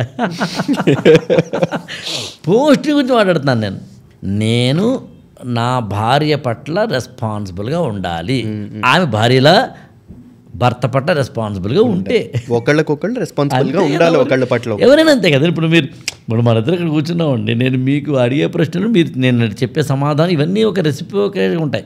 కరెక్ట్. అంతే తప్ప ఇంకోటి కాదు. కాబట్టి ఆ రెస్పాన్సిబిలిటీ లేని ప్లేస్లో, రెస్పాన్సిబిలిటీ లేని చోట ఇట్స్ అ ఫెయిల్యూర్. అదే అంతే ఖచ్చితంగా ఇట్స్ అ ఫెయిల్యూర్. ఇప్పుడు మీరు చెప్పిన ఇంతకు ముందు మనం మాట్లాడుకుంటున్న ప్రాసెస్ ఏంటంటే అదొక సక్సెస్. అవును. దాన్ని హ్యాండిల్ చేయడం ఒకళ్ళు అర్థం చేసుకుంటూ ఉంటారు కాబట్టి ఎప్పటికే హ్యాండిల్ చేయగలం, ఎవరైనా హ్యాండిల్ చేయగలరు. అవును. ఒకవేళ అది లేకపోతే ఆ ఫెయిల్యూర్ని ఎలా హ్యాండిల్ చేసుకోవాలి? ఎలా అడుగుతున్నానంటే ఈ question, you are an influencer sir. బేసిక్గా మీరు సివిల్స్కి ఎలా ప్రిపేర్ అవ్వాలో చెప్తూ ఉంటారు. సపోజ్ సివిల్స్ అనే కాదు, ప్రొఫెషన్లో ఎలా వెళ్ళాలి అని మీరు చెప్తూ ఉంటారు. ముందుకెళ్ళే ప్రాసెస్లో ఇలాంటి ఫెయిల్యూర్ ఏమైనా ఎదురైతే ఎలా డీల్ చేయాలి రెండింటిని? అది నా క్వశ్చన్. నేనేమంటానంటే అసలు లైఫ్లో ఇది ఫెయిల్యూరు ఇది సక్సెస్ అనే రెండు పదాలు తీసేస్తే హ్యాండిల్ చేయడం ఈజీ అండి.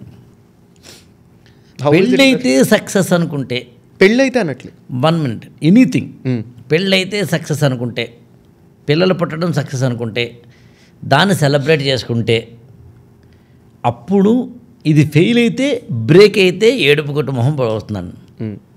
ఇప్పుడు తీసేయండి, పెళ్ళి గొప్ప నువ్వేమీ సాధించిందేం కాదు, పిల్లల్ని కనడం కూడా పెద్ద నువ్వేమీ సాధించిందేం కాదు.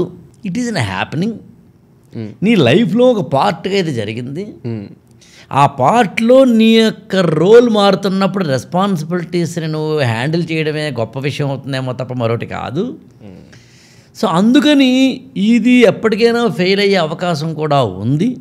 ఉన్నప్పుడు దాన్ని ఫెయిల్యూర్ అనుకోకుండా అదొక హ్యాపెనింగ్గా చూడు అనేది నా సిద్ధాంతం. అంటే హ్యాపెనింగ్గా చూసి ముందుకెళ్ళిపోవాలి. ఖచ్చితంగా.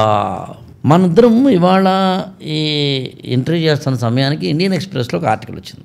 సరిగ్గా లాస్ట్ ఇయర్ ఇదే రోజుల్లో కేరళలో వైనాడ్ అక్కడ ప్రాంతాల్లో ల్యాండ్ స్లైడ్స్ విరిగిపడి దాదాపు 300-400 మంది చనిపోయిన ఒక పరిస్థితి.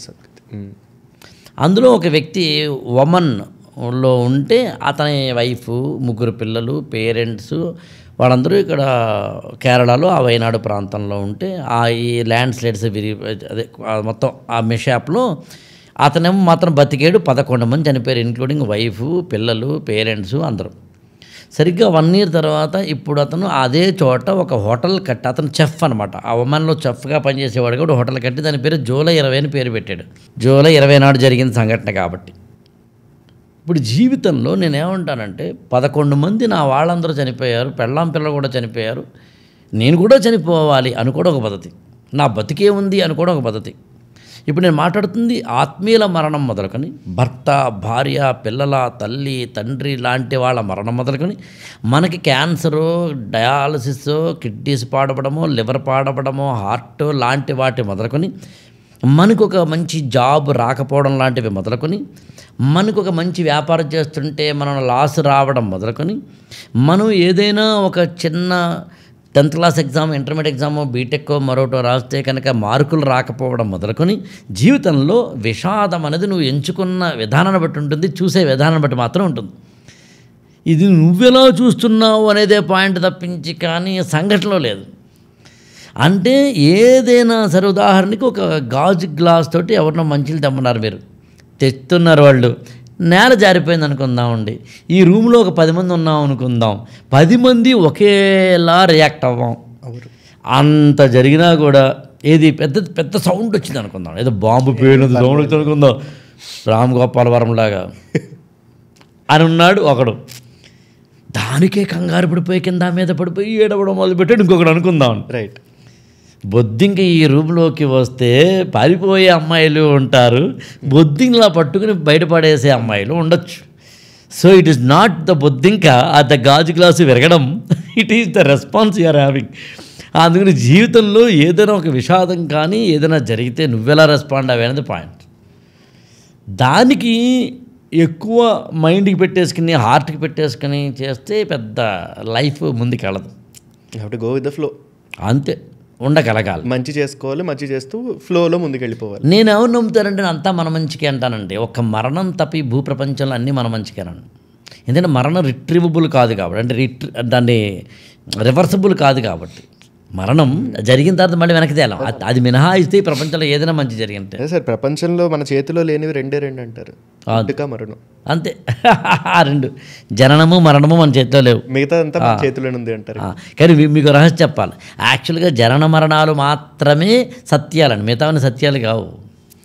అంతే కదా, అది పుట్టుకే చావే, మిగతావన్నీ డ్రామాలు ఇక్కడ. అంటే మన చేతిలో లేనివే సత్యాలు. ఎగ్జాక్ట్గా చెప్పాలి, మన చేతిలో లేనివన్నీ సత్యాలు. కొత్త కొత్త పాయింట్స్ వస్తున్నాయి సార్. ఇక్కడ I'd like to quote something very important in these recent days when we are talking about family గురించి ఎంత మాట్లాడుకుంటున్నామో, మీకు ఇందాక మనం ఇన్స్పిరేషన్ గురించి మాట్లాడుకున్నాం. మీరు ఎవరిని చూసి ఇన్స్పైర్ అయ్యారు అంటే మా నాన్నగారు అన్న. నన్ను అడిగితే నేను ఒక వ్యక్తి పేరు చెప్తాను, బట్ ఈ మధ్యన ఇన్స్పిరేషన్స్కి మీనింగ్స్ మారిపోతున్నాయి. నేను పర్టికులర్ ఇన్సిడెంట్ని నేను చెప్పాలని లేదు, కానీ ఆ ఇన్స్పిరేషన్స్ తీసుకోవడం వల్ల అన్ఫార్చునేట్ థింగ్స్ కూడా జరుగుతున్నాయి. హైదరాబాద్లో అవనివ్వండి, బెంగళూరులో అవనివ్వండి, మనకి అర్థమైందండి చాలా ఇన్సిడెంట్స్ చూసి. అదే ఒక సినిమా హీరో కనుక సినిమా హాల్కి వెళితే అందరూ కనుక పరిగెత్తుకెళ్ళిపోతే ఎవరో ఒకళ్ళిద్దరు స్టాంపీడ్లో చచ్చిపోవచ్చు. బెంగళూరులో అయితే కనుక క్రికెట్ వాళ్ళ యొక్క అభిమానంలోంచి పూనకాలు వచ్చేసి కింద పడిపోవచ్చు. అంతే sir. So how do you see such situations? అంటే మీరు బయట నుంచి చూసే వ్యక్తిగా, అలాంటి వాళ్ళతో కూడా మీరు మాట్లాడే వ్యక్తిగా అలాంటి సిచ్యువేషన్స్ని ఎలా చూస్తారు సార్? అంటే నేనండి కొంచెం మొహమాట పడి ఎవరిష్టం వాళ్ళది ఇలాంటివి చెప్పనండి. నా దృష్టిలో ఈ ప్రపంచంలో సినిమా వాళ్ళని, క్రికెటర్లని, లేదా ఎవరినైనా సరే ఆరాధన స్థాయి దాకా వెళ్ళిన వారు ఎవరన్నా ఉంటే, అంటే ఫ్యాన్స్ వాళ్ళు ఎవరన్నా ఉంటే, అభిమానం అని ఎవరన్నా ఉంటే, నా దృష్టిలో మూర్ఖులండి వాళ్ళు. అంటే ఎవరు ఆరాధించకూడదు అంటారా ప్రపంచంలో? నేనైతే ఒక స్థాయి దాటి అదే అంటాను. కానీ ఆరాధనలో కూడా కావాలంటే ఒకటి రెండు చేద్దాం, అది కూడా చెప్తాను, కొంచెం ఎక్స్ప్లెయిన్ చేస్తాను. నేను యాక్చువల్గా అయితే నా అల్టిమేట్ ఎండ్ పాయింట్ ఎవరిని ఆరాధించద్దనే. ఎవరిని ఆరాధించద్దు, ఎవరిని ఆరాధించద్దు ఈ భూప్రపంచంలో. ఆరాధించుకోండి, నిన్ను ఆరాధించుకో, నేను కాదన్ను. ఈ భూప్రపంచంలో ఎవ్వరూ నీకు ఆదర్శం కాకూడదు. ఇది నేను చెప్పిన మాట కాదండి, జిడ్డు కృష్ణమూర్తి గారు చెప్పారండి. అది కూడా ఏదో రూమ్లో కూర్చుని కాదు, ప్రపంచానికే టీచర్గా ఆయన నిర్ణయించిన తర్వాత థియోసాఫికల్ సొసైటీ లాంటి వాటిల్లో ప్రపంచమంతా ఆయన అడుగు జాడల్లోకి వెళ్ళిపోతుంటే లక్షలాది మంది శిష్యులు ఉన్న తర్వాత ఒక రోజున స్పీచ్ ఇస్తూ ఆయన అన్న మాట ఏంటంటే, నేను ఇవాళ నుంచి గురువుని కాదు, దయచేసి నన్ను ఎవరు గురువుగా చూడకండి అన్నాడండి. ఎందుకంటే అది చాలా పెద్ద మాట, అది పెద్ద అర్థం కాదు, కానీ మనకి చాలా సింపుల్ చెప్తా. అరే బాబా, ఈ నేల మీదకి నువ్వు రావడానికి కారణం మీ నాన్న అమ్మ, వీలేదో వాళ్ళు ఆరాధించి.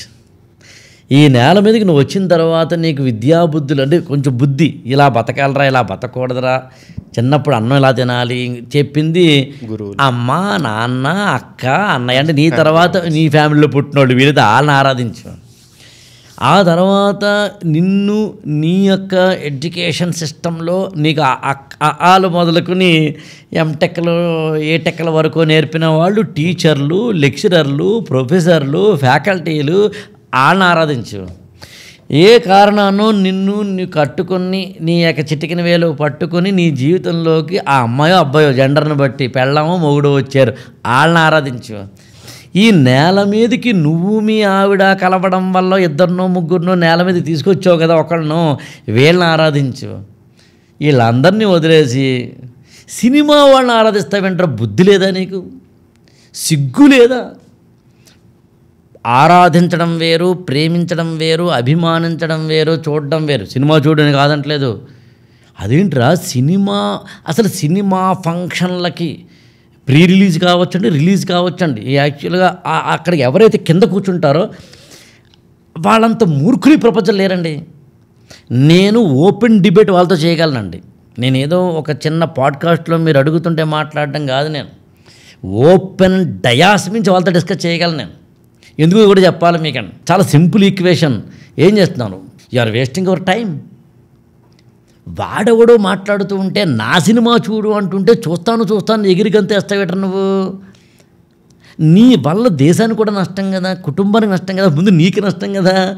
ఆ టైంలో వెళ్ళి ఐఐటి చదువుకో, ఆ టైంలో వెళ్ళి బీటెక్ చదువుకో, ఆ టైంలో వెళ్ళి ఒక మంచి పుస్తకం చదువుకో, ఆ టైంలో వెళ్ళి అమృతం కురిసిన రాత్రి అనే అత్యద్భుతమైన తెలుగు పుస్తకం చదువుకో, లేకపోతే గోపీచంద్ లాంటి వాళ్ళు రాసిన నవలాలు చదువుకో, ప్రేమ్చంద్ రాసిన హిందీ నవలు చదువుకో, సుబ్రహ్మణ్య భారతి రాసిన తమిళ పుస్తకాలు చదువుకో.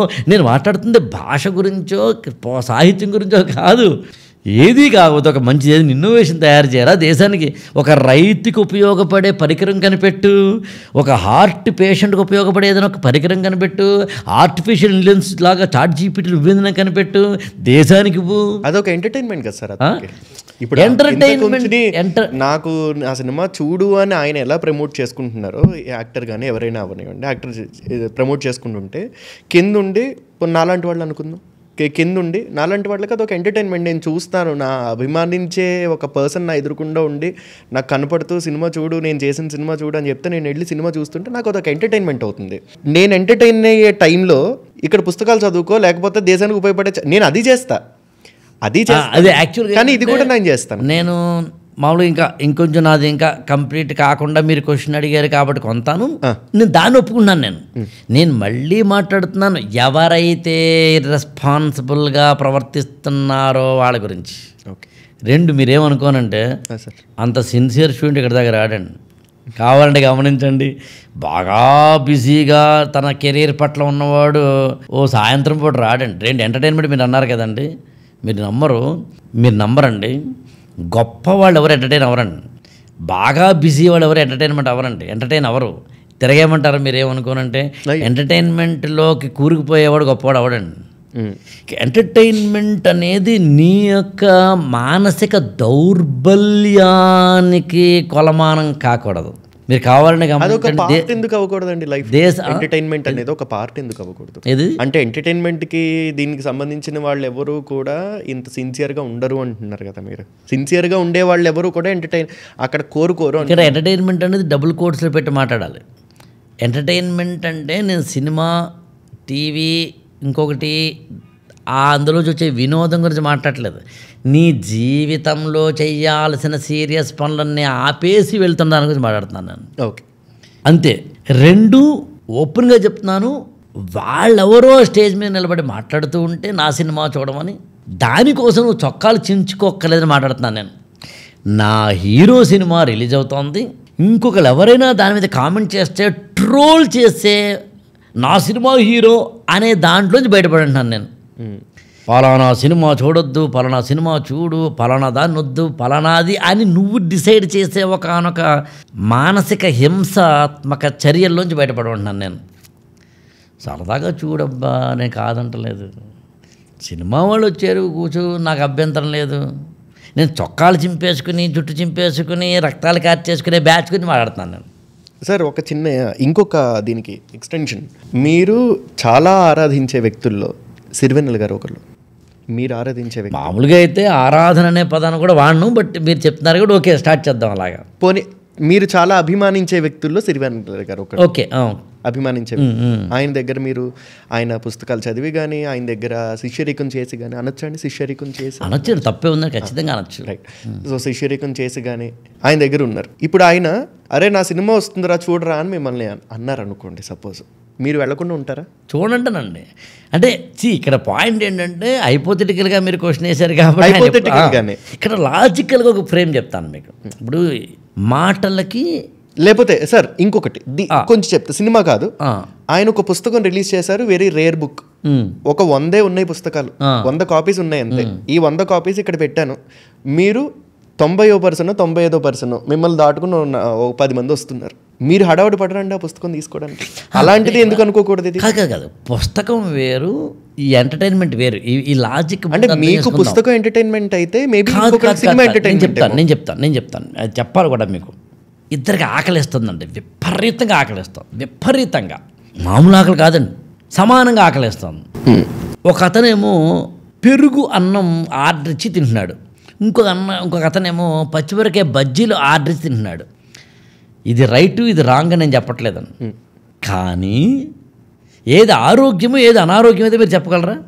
విపరీతమైన ఆకలితో ఉన్న వ్యక్తి పచ్చిమిరకాయ బజ్జీలు తింటున్నాడు లేదా పెరుగన్నం తింటున్నాడు అనే రెండు ఇన్ఫరెన్సెస్లో ఏది ఆరోగ్యం ఏది అనారోగ్యం అనేది నేను చెప్పగలను అనుకుంటున్నాను. నేను ఎవరైనా ఇంతే, జడ్జిమెంట్లు కాదు ఇక్కడ, ఆరోగ్యకరమా అనారోగ్యకరమా. ఇక్కడ మనం మాట్లాడుతుంది యాక్చువల్గా ఏంటంటే, ఇంత ఎమోషన్గా ఎందుకు మాట్లాడుతున్నాను అంటే, వాళ్ళకి గుండెలు బిక్కుడు చెప్పాలని కోరికతోటి, జల్లకాయ పీకి చెప్పాలని కోరికతోటి, నీ బతుకుని పక్కన పెట్టేసుకుని నా హీరో అనే చొక్కాలు చించుకునే బ్యాచ్ గురించి మనం మాట్లాడుతున్నాం.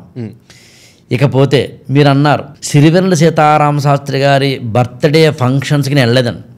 ఎప్పుడో 1-2 సందర్భాలు మేము హాయిస్తే ఓకే, ఆయనకి పద్మశ్రీ వచ్చిన తర్వాత వెళ్ళి బొకే ఇవ్వలేదు నేనండి.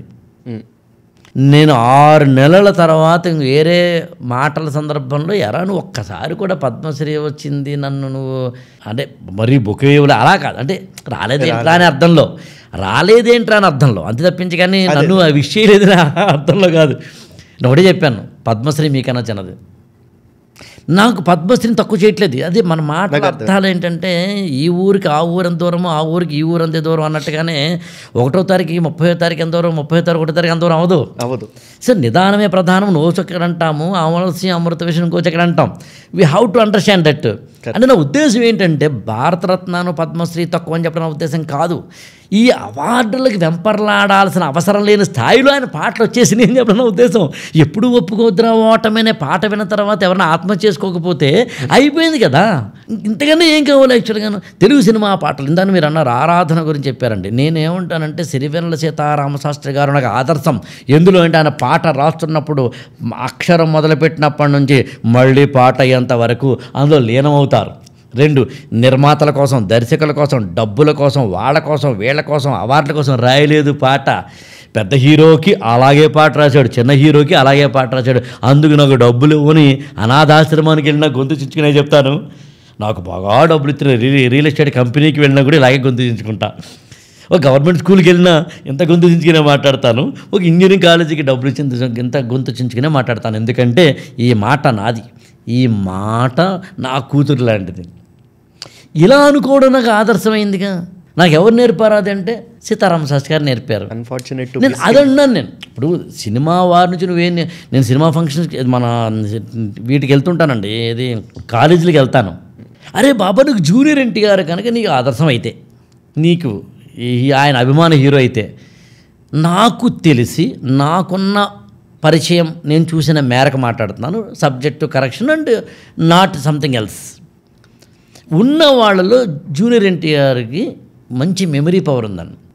ఒక స్క్రిప్ట్ ఇలా చూస్తే ఇలా పైనుంచి కింద చదివితే డైలాగ్ వచ్చేస్తుంది. 2, లాంగ్వేజెస్ నేర్చుకోవాలనే కోరిక ఎక్కువ ఉంటుంది ఆయనకి. ఇలాంటివి కొన్ని ఉన్నాయి. నీకు నిజంగా కనుక జూనియర్ ఎన్టీఆర్కి ఫ్యాన్ అయితే కనుక ఆయనలా నువ్వు కూడా అత్యద్భుతంగా మెమరీని ఇంప్రూవ్ చేసుకో. నేను ఒకసారి జూనియర్ ఎన్టీఆర్ అడిగానండి, మీకు మెమరీ కారణం ఏంటి అని. ఎప్పుడు 15-20 ఏళ్ల కింద, when I was working in the film field. Okay.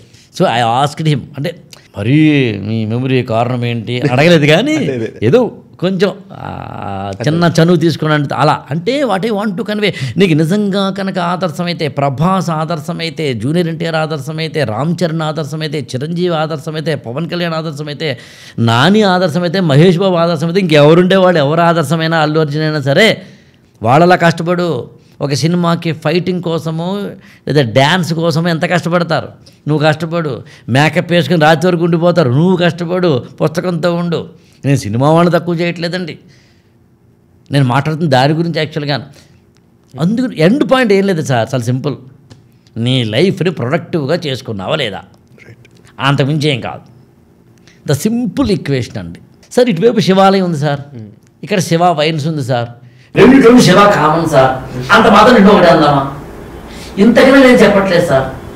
మందులు అంటాం సార్, ఓకేనా? ఒకటి బతికించేది, ఇంకోటేమో బతికించేది కాదు సార్. మీరు చెప్పండి సార్, మందు కొడుతూ రోడ్డు పక్కన నిలబడి త్రిబుల్ రైడింగ్ చేస్తూ డ్రింక్ చేసి డ్రైవ్ చేయడం రైటా? కుటుంబాలను గొల్ల చేసుకుని జేబుల్ని గొల్ల చేసుకుని మందు కొట్టడం రైటా? కాలేజీకి వెళ్ళే సమయంలో నువ్వు మందు కొట్టడం, అమ్మాయిలతో తిరగడం, అబ్బాయిలతో తిరగడం రైటా? This is my question.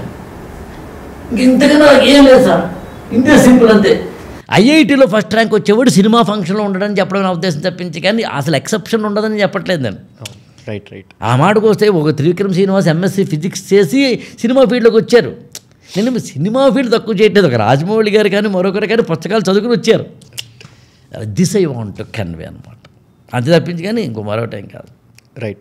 So పుస్తకాలు చదవడం దగ్గరికి వస్తే కనుక, సిన్స్ మీ వీడియోస్ చాలామంది చూసే ఉంటారు, స్టూడెంట్స్ కానీ ఇలా చాలామంది చూసే ఉంటారు. కానీ ఎవరికైనా రీచ్ అవ్వని ఇది ఉంటే అసలు ఎలా చదువుకోవాలి సార్? బేసిక్గా బుక్సా మీరేనదండి? బుక్స్ అసలు మీకు రహస్యం చెప్పండి, పుస్తకాలు చదవమని నేను ఏమి రికమెండ్ చేయట్లేదండి. కాదు, నేను అనేది అసలు నార్మల్గా మనం చదువుకోవడం అనేది ఎలా చదువుకోవాలి అంటే అదే అంటే మీరనేది బుక్సా ఎడ్యుకేషన్? అంటే మన college education, college education. College education చాలా సింపుల్ సార్, చాలా సింపుల్ అండి. నువ్వు ఎందుకు చదువుతున్నావో తెలిసి చదువు అంతే, ఏం వద్దు. మార్కులుగా, రిమార్కులుగా, కెరీర్గా, ఇంక దేనికైనా ఇంకేం వద్దండి.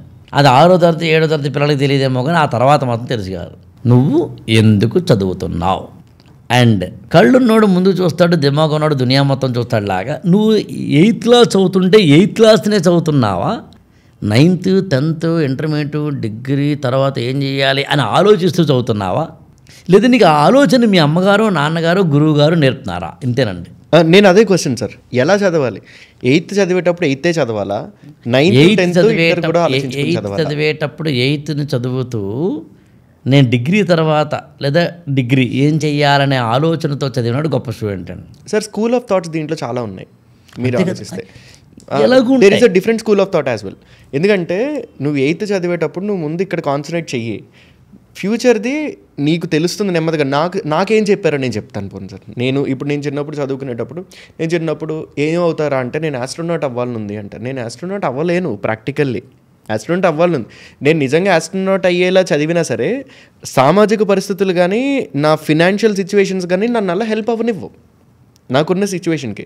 So I would change my mind, I will definitely change my mind when I come to 10th class or inter first ఇయర్కి వచ్చేసరికి అరే నాకు ఆస్ట్రోనాట్ నా వల్ల కాదు, నా సిచ్యువేషన్స్ అలా లేవు, నేను అవుదాం అనుకున్నాను కానీ నా సిచ్యువేషన్స్ లేవు, నేనేం చేయాలి ఇప్పుడు అని చెప్పి నేను చదివే పరిస్థితిని బట్టి నాకు వచ్చే మార్క్స్ని బట్టి నేను అప్పటికప్పుడు డిసైడ్ అవుతాను మళ్ళీ ఏమవ్వాలి అని.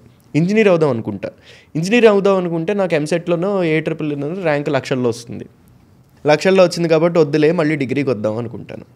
ఇదంతా నేను ఎంత బాగా చదివినా బాగా చదవకపోయినా అంటే నేను చెప్పేది అంటే నేను చదువుదాం అనుకుంటున్నా కానీ నా వల్ల అక్కడ కావట్లేదు. So be in the present situation అది రైటా లేకపోతే it depends from person to person? కాదు, యాక్చువల్గా ఇక్కడ మీకు చెప్పిన వాళ్ళు సరిగ్గానే చెప్పారు, మీరు అర్థం చేసుకున్నది సరిగ్గా అర్థం చేసుకున్నారు. నేను అంటుంది అలా ఈ కాంటెక్స్ట్ కాదు.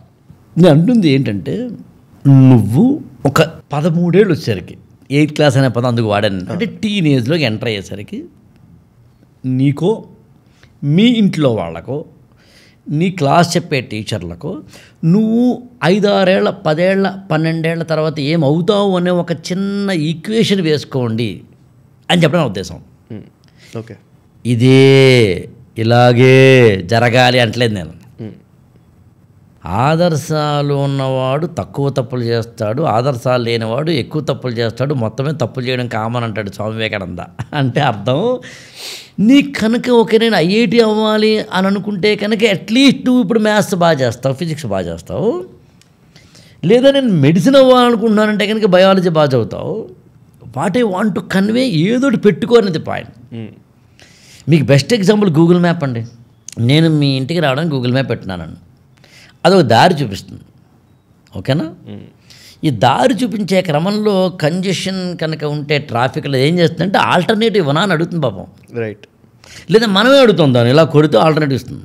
అవును. అందులో లైఫ్లో డెస్టినేషన్ని తెలుసుకుంటున్నాను నేను. అంతేగాని రూట్ కాదు. నేను మాట్లాడుతుంది ఐఐటీలు ఐఐఎంలు రూట్లు అండి, డెస్టినేషన్ కాదు. డెస్టినేషన్ చెప్పంటారండి? అసలు ఈ ప్రపంచంలో గొప్ప ఎడ్యుకేషన్కి డెస్టినేషన్ ఏంటి చెప్పమంటారండి? రెస్పాన్సిబుల్ సిటిజన్గా ఉండడమే, ఇంకేం కాదు.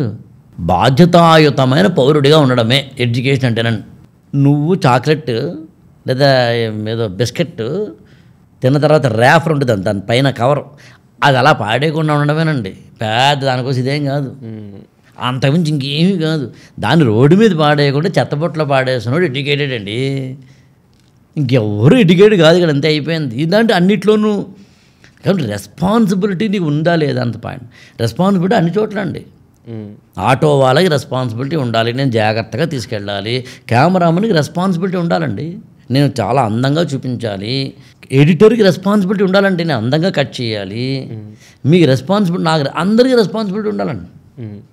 అసలు రెస్పాన్సిబిలిటీ అనేది అసలైన పాయింట్, అంతే. రైట్. అన్ని రంగాల్లో అన్ని వ్యక్తుల్లో అందరికీ రెస్పాన్సిబిలిటీ ఉండకపోతేనే నష్టం. ఉంటే చూడండి ఒకసారి మొత్తం సిస్టమ్ సెట్ అయిపోతుంది. మనందరికీ ఆ రెస్పాన్సిబిలిటీని ఫిక్స్ చేసేందుకే నియమ నిబంధనలు ఉంటాయి, కావాలంటే చూడండి. నాన్న మాట వినవలను, పెద్దల మాట వినవలను. పెద్దలకి ఎందుకు కాళ్ళదండం పెట్టాలండి? గౌరవం కాదండి. అంటే గౌరవం అంటే అదొక ఆచారం కాదు, సంప్రదాయం కాదు, గౌరవం కాదు. నీకన్నా ముందు పుట్టి ఎంతో ఎక్స్పీరియన్స్ని సంపాదించుకున్న ఆయన మాటను వినాలంటే నీ ఈగో అహంకారాన్ని బయటపడేసి ఆయన కాళ్ళకి దండం పెట్టడం అనే దాకా వెళితే you are going to learn something from him అని అర్థమండి. ఐఏఎస్ ఫీల్డ్లో ఇవాళకి 25 సంవత్సరాలుగా నేను ఎంతమంది చూసుంటాను సార్? కనీసం ఒక 50,000 మంది చూసుంటాను నేను. ఎంతమంది నా ద్వారా ఐఏఎస్లు అయ్యి ఉంటారు? కనీసం 1000 మంది అయ్యి ఉంటారు. కాలేజీలో ఎంతమంది చూసుంటాను నేను? లక్షల మంది చూసుంటాను. This is my experience. నేను ఆ ఎక్స్పీరియన్స్ మీకు షేర్ చేస్తున్నాను. వినమని గుడ్డిగా నమ్మమని అంటలేదు నేనండి, అది మరి నా ఉద్దేశం కాదు. నేర్చుకునే తత్వం నీకు ఉందా లేదా అంటున్నానండి. నేర్పేవాడిని బలవంతంగా నేర్పమంటలేదు నేను, నేర్చుకోవడం బలవంతంగా చేయమంటం లేదు. ఎలా నేర్చుకుంటున్నావు నువ్వు అన్నది పాయింట్. అలాగా మీరు తయారు చేసిన వాళ్ళల్లో ఈ 25 ఏళ్ల కెరియర్లో, 20 ఏళ్ల కెరియర్, 25 ఏళ్ల కెరియర్లో మీరు తయారు చేసిన వాళ్ళలో అడ్మినిస్ట్రేటివ్ ఐఏఎస్ కానీ ఐపీఎస్ కానీ ఇప్పుడున్న వాళ్ళు ఎవరైనా ఒకసారి? అంటే యాక్చువల్గా ముందు ఒకటి చిన్న కరెక్షన్, మనం తయారు చేయడం రాంగ్ అండి. అంటే పోనీ మీ దగ్గర ట్రైన్ అయిన వాళ్ళు అంటే ఇక్కడ ఎందుకు నేను అది కూడా చెప్పాలి. యాక్చువల్గా ఎందుకు మనం తయారు చేసిన వాళ్ళు అనే పదం వాడినంటే, క్లాసులో 100 మంది కూర్చున్నారండి, ఇద్దరికి ఐఏఎస్ వచ్చిందండి. సో నేను మీకు చెప్తున్నాను, మీకు తెలుస్తున్నా అండి, ఇద్దరికి ఐఏఎస్ వచ్చింది అంటే మీరు అడగాలని క్వశ్చన్ చెప్పమంటారా? మిగతా 90 మందికి ఎదుగు రాలేదని నేను అక్కడికే వద్దాం అనుకున్నా నెక్స్ట్, కానీ ఒక క్వశ్చన్ ఉంది దానికి. Right sir. అదేంటి మరి మిగతా 98 మంది వచ్చిన ఇది నేను మాట్లాడుతుంది ఇంటర్మీడియట్ కాలేజీలు, ఐఏఎస్ కాలేజీలు, ఐఐటి కాలేజీలు, ఐఐఎంలు 1, 1, 1, 2, 2, 2 అందరికీ కలిసి మాట్లాడుతున్నాను నేనండి. అరే బాబా, నీ కాలేజీలో కనుక 1000 మంది జాయిన్ అయితే 5గురికో 100 మందికో ర్యాంకులు వస్తాయి, నువ్వు ఈనాడులో కనుక యాడ్ వేస్తే మిగతా వాళ్ళకి ఎందుకు రాలేదో చెప్పి వెయ్యి అంటాను నేనండి. Please sir, please comment on that. ఎందుకంటే మిగతా వాళ్ళు బాగా చదవలేదని అయితే కనుక వీళ్ళు బాగా చదివినట్టు అయింది, బాగా చదివినట్టు ర్యాంక్ వస్తుందండి. నేను క్లాసు బాగానే చెప్తున్నాను సార్, నేను అందరికీ ఒకలాగే చెప్తున్నాను. ఆ మూల కూర్చున్నోడు ఈ మూల కూర్చున్నోడికి నేను వేరుగా చెప్పడంలే, నేను పాఠం ఒకలాగే చెప్తున్నానండి. వీడు స్వీకరించాడు, ఇంటికి వెళ్ళి చదివాడు, హోంవర్క్లు ఇస్తే రాశాడు, బుద్ధిగా డిసిప్లిన్గా చదువుకున్నాడు, ఐఏఎస్ అయ్యాడండి. ర్యాంకు అతను తెచ్చుకుంటే నేను ఇచ్చానంటారేంటండి? ఐఐటి అయినా, ఐఐఎం అయినా, నీట్ అయినా, జీట్ అయినా, గోట్ అయినా, ఏదైనా ఓకేనండి. ఆ మాటకు వస్తే ఎవరైనా ఇదే మన రూమ్లో మీరు నాతో పాటు కనీసం ఒక 5గురు వర్క్ చేస్తారనుకుంటే, ఈ 5గురు 6గురిలో ఎవరైతే ఒళ్ళు దగ్గర పట్టి వర్క్ చేస్తారో 2 ఏళ్ల తర్వాత ఇక్కడ ఉండరు. 5 ఏళ్ల తర్వాత వాళ్ళు మనం పేపర్లో చూస్తాం, అవార్డు తీసుకుంటూ చూస్తాం. ఒళ్ళు దగ్గర పెట్టుకోకపోతే ఇక్కడే ఉంటారు. ఇక్కడ ఎవరి జీవితాన్ని బాగు చెయ్యరు సార్, పాడు కూడా చేయరు. అందుకు నేనేమన్నా నమ్ముతానంటే, వాళ్ళు చదివారండి, వాళ్ళు ఐఏఎస్లు అయ్యారు. అబ్బే మనం చేసామనుకుంటే కాదు, మనకి ఒక టాంజిబుల్ కౌంటింగ్, ఇంతమంది మన క్లాసుల్లోంచి వెళ్ళారని చెప్పడమే నా ఉద్దేశం, అంతే. Right sir. What is your comment on present education system sir? Present education system దీనికి ఒక చిన్న కంటిన్యూషన్ ఇచ్చేస్తాను. చెప్పండి. ఓకే. ఐఏఎస్ ఐపీఎస్ కానీ సివిల్స్కి ప్రిపేర్ అవ్వాలి అంటే రోజుకి 18 గంటలు చదవాలి, 16 గంటలు చదవాలి, చాలా మెటీరియల్స్ ప్రిపేర్ అవ్వాలి అని అనుకుంటూ ఆ సబ్జెక్ట్ వేరుంటుంది. But if your target is civils, 10th class తర్వాత మొన్న మీ దగ్గర మన ఆఫీస్లో కూర్చున్నప్పుడు ఒక అమ్మాయి అవునవును 10th క్లాస్ 8th క్లాస్ అది చదువుతుంది. 10th ఇప్పుడు వచ్చిందా? 10th వచ్చిందా, ఎంత అయిపోయి 10th వచ్చింది. ఆ అమ్మాయితో మీరు మాట్లాడుతుంటే, వీడియో కాల్ అది మాట్లాడుతుంటే, సార్ నేను సివిల్సే రాస్తాను అంటుంది. సివిల్సే రాస్తాను అన్నప్పుడు మీరు ఏమన్నారు అంటే, దీని తర్వాత ఇంటర్మీడియట్ జాయిన్ అవ్వు నాన్న, ఇంటర్మీడియట్ మంచి కాలేజ్లో జాయిన్ అవ్వు అని చెప్పి, నేను I don't want to take names but అలా ఇలా అనుకుంటాం కానీ ఆ కాలేజీలో అలాంటి దాంట్లోనే జాయిన్ అవ్వు అని చెప్పారు మీరు. కానీ నిజంగా సివిల్స్కి అవసరమయ్యే సబ్జెక్ట్ ఇంటర్మీడియట్లో వాళ్ళు చెప్తున్నారా అండి? కాదు, టైం వేస్ట్ అవ్వట్లేదు. ఎందుకంటే అమ్మాయి 10th క్లాస్ స్కూల్ టైమింగ్సే మార్నింగ్ 7 నుంచి నైట్ 9 వరకు 7 వరకు ఉంది. అవును. అలాంటప్పుడు 10th క్లాస్ చదువుకుంటుందా, సివిల్స్కి నిజంగా ప్రిపేర్ అవుతుందా? యాక్చువల్గా మొన్న అదే డిస్కషన్ చేస్తే ఆమె యాక్చువల్గా ఐఐటి నిమిత్తం అడిగింది మనల్ని. ఐఏఎస్ అవ్వడం అనేది ఆమెకు ఐఐటి అయిన తర్వాత. అచ్చా, ఓకే. బట్ ఏదైనా ఎండ్ పాయింట్ ఎడ్యుకేషన్ అనేది వాళ్ళ కమర్షియలైజ్ అయ్యిందండి, అయిపోయింది. వాళ్ళంటే ఇవాళ కాదు కదా. అంటే me as an educational institution, అంటే ఒక ఎడ్యుకేషన్ నడిపే ఒక ట్రైనర్ గాను లేకపోతే ఎడ్యుకేషన్ ఇచ్చే ఒక పర్సన్గా మీరు అది ఒప్పుకుంటున్నారా? కమర్షియల్ అంతే, ఖచ్చితంగా ఒప్పుకుంటానండి. నేను కమర్షియల్ అయ్యానా అనే దానికి నేను సమాధానం చెప్పగలను, అవ్వలేదని. కానీ సిస్టమ్ అంతా కమర్షియలైజ్ అయ్యిందండి. ఓకే. కమర్షియలైజ్ అవ్వడం అనేది కేవలం ఎడ్యుకేషన్ ఎవరైతే చెప్తారో వాళ్ళ వల్ల కాదండి, పేరెంట్స్ వల్ల కూడా, సొసైటీ వల్ల కూడా, మీడియా వల్ల కూడా, అందరి వల్ల కూడా. కమర్షియల్ అనే దానికి ముందు నేను అర్థం చెప్తాను. ఎడ్యుకేషన్లో స్టూడెంట్కి ఫస్ట్ నేర్పాల్సింది కాన్సెప్ట్స్ అండి. E=mc² అనే దాని మీద వచ్చే క్వశ్చన్ ఇదిరా, ఈ క్వశ్చన్ చదువుకోరా, దీన్ని బట్టి కొట్టి రాయరా అనేది ఎడ్యుకేషన్ కాదు.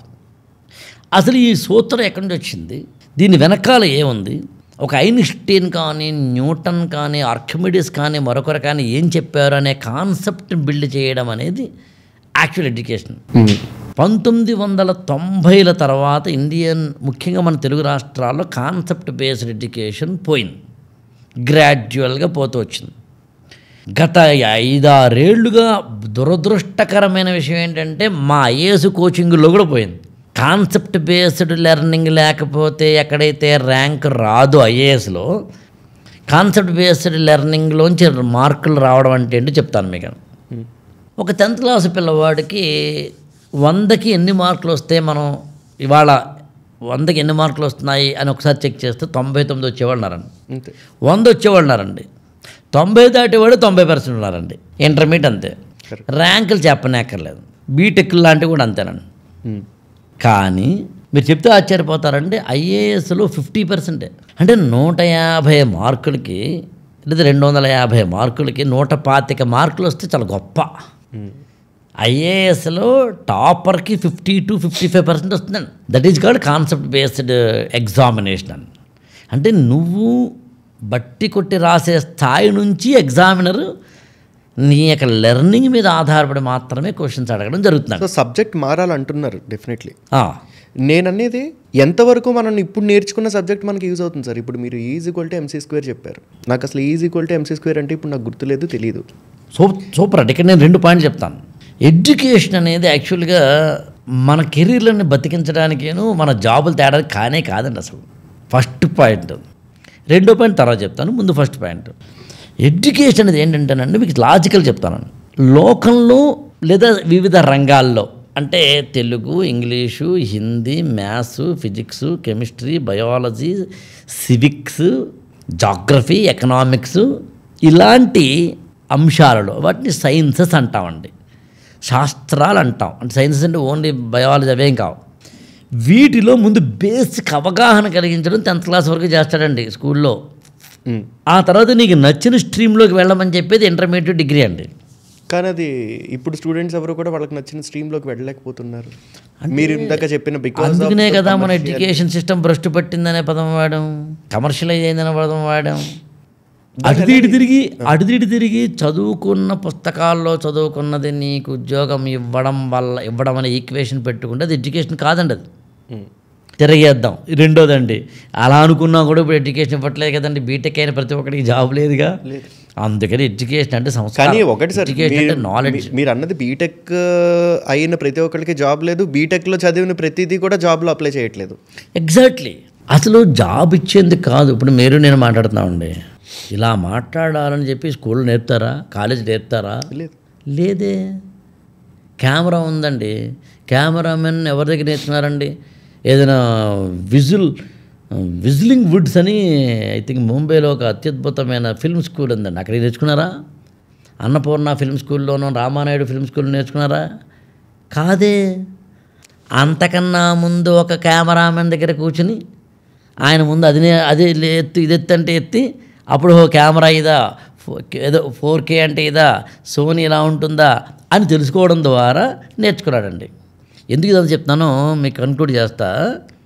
ఎడ్యుకేషన్ అంటే ఇన్పుట్ తీసుకుని సింథసైజ్ చేసి దాని కామన్ సెన్స్ అప్లై చేసి దాన్ని అవుట్పుట్గా మార్చడం ఎడ్యుకేషన్ అంటారండి. అందుకనే మనతో పాటు ఇంటర్మీడియట్ డిగ్రీ చదివినాడు ఆడుతూ పాడుతూ అలా తిరుగుతూ ఆడికి ఎప్పుడూ మ్యాథ్స్లో మార్కులు రాలేదురా, వీడు బతుకు ఏమైపోతుందిరా అనుకుని పేరెంట్స్ టీచర్లు మనలాంటి మార్కులు బాగా తెచ్చుకునే సోకాల్డ్ స్టూడెంట్స్ కట్ చేస్తే 5 ఏళ్ల తర్వాత ఆడు రియల్ ఎస్టేట్ వ్యాపారం పెట్టి కోట్లు సంపాదించాడు. ఎలా సంపాదించాడంటే వాడికి ఎడ్యుకేషన్ రియల్ ఎస్టేట్లో ఉందండి, ఈజీకల్ MC² లేదు. మామూలుగా ఎప్పుడు చెప్పేచ్చాను ఉదాహరణ చెప్తానంటే, ఒక స్వామీజీ ఒక పడవలో వెళ్తుంటే పడవ మునిగిపోయేలా, పడవ సరదాగా వెళ్తూ ఉంటే పడవ నడిపేతను అడిగాటండి స్వామీజీ, ఏమని నీకు వేదాలు తెలిసినా తెలియదు స్వామి, మంత్రాలు తెలిసినా తెలియదు స్వామి, ఉపనిషత్తులు తెలిసినా తెలియదు స్వామి, పురాణం తెలిసినా తెలియదు స్వామి, రామాయణం తెలిసినా ఏమీ తెలియని బతుకు తాగలగా ఏందిరా ఏంటి నీ జీవితం అన్నాడట. 2 నిమిషాల తర్వాత సుడిగుండం వచ్చి యమగండం వచ్చి పడవ ఊగుతూ ఉంటే ఆ సరంగా అడిగాడట, స్వామి ఇంతవరకు నాకు రామాయణం తెలుసా, భారతం తెలుసా, కర్మణ్యవాధికారస్థ అనే భగవద్గీత శ్లోకాలు తెలిసినా, ఆ సంస్కృతము ఈ సంస్కృతం తెలిసినా, అద్వైతము విశిష్టాద్వైతము ద్వైతాద్వైతము ద్వైతము లాంటివి తెలిసినా ఇన్ని అడిగారు సార్. నాకు అవన్నీ తెలియదు. కానీ మిమ్మల్ని క్వశ్చన్ అడుగుతాను సామె, ఈత కొట్టడం తెలిసినా? రాదురా. ఏంది ఇప్పుడు అంటే, అయ్యా మనం మునిగిపోతున్నాం, ఇప్పుడు పడవ మునిగిపోతుంది, నాకు వచ్చు ఈత, నేను ఈతాను, మీకు రాదు. సో ఎడ్యుకేషన్ అంటే నువ్వు ఏ రంగంలో ఎదగాలనుకుంటున్నావో ఆ రంగాన్ని నువ్వు బతికించడానికి, ఆ రంగం నిన్ను బతికించడానికి ఉపయోగపడితే అది ఎడ్యుకేషన్ అండి. అది ఎలా గుర్తించాలి సార్ మనం? సూటబిలిటీ తెలుసుకోవడం అండి, జిజ్ఞాస, మనం అడుగులు ముందుకేయడం, ట్రయల్ అండ్ ఎర్రర్ మెథడ్లో తెలుసుకోవడం, గురువుల్ని అడగడం, ఇంట్రాస్పెక్షన్ చేయడం, అంటే మనల్ని మనం ఆలోచించుకోవడం, ఎదగాలని కోరుకున్నటువంటి అసలు మనిషిగా పుట్టి, చాలా సింపుల్ చెప్తానండి, మనిషిగా పుట్టినోడు ఎవడైనా కానీ మనిషిగా పుట్టాడండి, జంతువులా పుట్టాడండి. ఒక్కసారి మీ ఇంటి పక్కన కుక్కపిల్ల పుట్టింది. కుక్కపిల్ల 7-8 నెలలు కూడా పట్టలేదు. కుక్కకైతే కనుక 6 నెలల్లోనే మళ్ళీ ఎగిరేస్తుంటుంది. బట్టలు లేకుండా పుట్టింది, నువ్వు అలాగే పుట్టావు, ఓకే, అది ఇది తినేసావు, నువ్వు అది తినేస్తుంది, అది నువ్వు తినేసావు, అమ్మనే కరుస్తుంది, నువ్వు అమ్మ మీద ఉమ్మేశావు, నాన్ననే ముక్కు ఉమ్మేశావు, ఓకేనా. కానీ కుక్కకి వాళ్ళ అమ్మ కొన్ని నేర్పలేదండి, బట్టలు ఎలా వేసుకోవాలి నేర్పలేదు, ఎవరైనా ఇంటికి వస్తే లేచి నిలబడడం నేర్పలేదండి, ఎవరైనా దాహంతో ఉంటే మంచి నిలబడి నేర్పలేదండి. కుక్క నేర్పదు, మనిషి నేర్చుకుంటాడు. 3 ఏళ్ళు 2 ఏళ్ళు ఏడాది బాత్రూమ్ కల్చర్ వస్తుందండి. అంతకుముందు 1, 2 అన్నీ వేస్తాం అక్కడ, ఇప్పుడు చెప్తారు బాత్రూమ్. అంతకుముందు నంగా ఒంటి మీద ఏం ఉండవండి, తిరుగుతూ ఉంటుంది పాప బాబు. ఇంటికి ఎవరు వచ్చారు వెంటనే లోపలికి డ్రెస్ వేసుకో, who is making you to learn. అరే బాబా, మనిషిలా బతకడం అనేదే కదా నీకు నేర్పబడిందండి. నా దృష్టిలో ఈ ప్రపంచంలో ఎవడైనా సార్ నువ్వు మనిషిలా బతకపోతే బతకడం వేస్ట్ సార్, అంతే. నాకు పెద్ద పదాలేం లేవు సార్, నువ్వు మనిషిలా బతకు అంటే ఏంటి సార్ అంటే చాలా సింపుల్ చెప్తానండి. మనిషి అంటే వాడికి కొన్ని క్వాలిటీస్ ఉంటాయి. అంటే ఇప్పటివరకు మాట్లాడుకున్నవే, ఇందాక ఫ్యాన్ వార్ దగ్గర నుంచి ఇవన్నీ ఎదుటి వ్యక్తి మాట్లాడడం వరకునండి. అంతే అంతే సార్. ఇప్పుడు ఎడ్యుకేషన్ సిస్టంలో కానీ చేంజ్ ఒకవేళ జరగాలి అంటే కనుక, ఎడ్యుకేషన్ సిస్టంలో చేంజ్ జరగాలి అంటే ఎలాంటి చేంజ్ వస్తే బాగుంటుంది? అండ్ ఆల్సో ఇప్పుడు ఐఏఎస్ కోచింగ్లో, సివిల్స్ కోచింగ్లో కానీ ఐఏఎస్ కోచింగ్లో కానీ వచ్చే న్యూ ట్రెండ్స్ ఏ ఉన్నాయి, ఏని దీన్ని ఎలా ఇంప్లిమెంట్ చేసుకుంటున్నాం? యాక్చువల్గా ఎడ్యుకేషన్ సిస్టమ్ మారాలని నేను కోరుకోవట్లేదండి, సిస్టమ్ మారకూడదండి, సిస్టమ్ అలా ఉన్నాయండి. విద్యార్థి మారాలి, పేరెంట్ మారాలి. Sir I have heard that ఇక్కడ మళ్ళీ ఒక చిన్న contradiction point. Finland education system is the best education system in the world. ఎవరిదండి? Finland. Okay. Best education system in the world. Okay. No books, okay, no homeworks, వాళ్ళు subject నేర్పిస్తారు. 6th class నుంచో 7th class నుంచో from the age of around 9-10 నుంచే ఇక్కడ మనకి ఏమొచ్చు, నీకు arts అంటే ఆర్ట్స్, లేకపోతే సైన్స్ అంటే సైన్స్, మ్యాథమెటిక్స్ అంటే మ్యాథమెటిక్స్, అలాంటి సిచ్యువేషన్ నుంచి నీకు ఏది ఇంట్రెస్ట్ ఉందో దాన్ని బట్టి ముందుకు తీసుకెళ్తూ ఉంటారు. ఒక ఆర్టికల్లో చదివింది ఇది బేసిక్గాను. అదొక ఎడ్యుకేషన్ సిస్టమే కదండి అది బేసిక్గా. అంటే ఇప్పుడు నార్వే, స్వీడన్, డెన్మార్క్, ఫిన్లాండ్ ఇలాంటి కొన్ని దేశాలు, స్కాండినేవియన్ అలాంటి కొన్ని దేశాల్లో వాళ్ళ పరిస్థితులు వేరే, మన పరిస్థితులు వేరు. మన అప్పుడప్పుడు మినిస్టర్లు, ఐఏఎస్ ఆఫీసర్లు ఫిన్లాండ్ వెళ్ళి అనుభవాలు నేర్చుకొచ్చారంటారు కదండి. అది నమ్మకండి. అది వాళ్ళ నుంచి ఎప్పుడు నేర్చుకోకూడదు. ఎందుకు చెప్పమంటారంటే వాళ్ళ పరిస్థితులు వేరు, మన పరిస్థితులు వేరండి. వాళ్ళకి జనాభా తక్కువ ఉంటారండి, ల్యాండ్ ఎక్కువ ఉంటుంది, ఇంకా చాలా ఉన్నాయి. ఇప్పుడు మళ్ళీ అటువైపు డివైడ్ కాకుండా రైట్. మీరు జర్మనీ ఈవెన్ చైనా కూడానండి, జపాన్ కూడా వీళ్ళు 2-3 ఏళ్ల పాటు అసలు ఎడ్యుకేషన్ సిస్టమ్ ఆపేశారండి. ఆపేసి రివైజ్ చేస్తున్నారు వాళ్ళు. అంటే మరి అంత దూరం వెళ్ళడానికి ఇష్టం లేదు.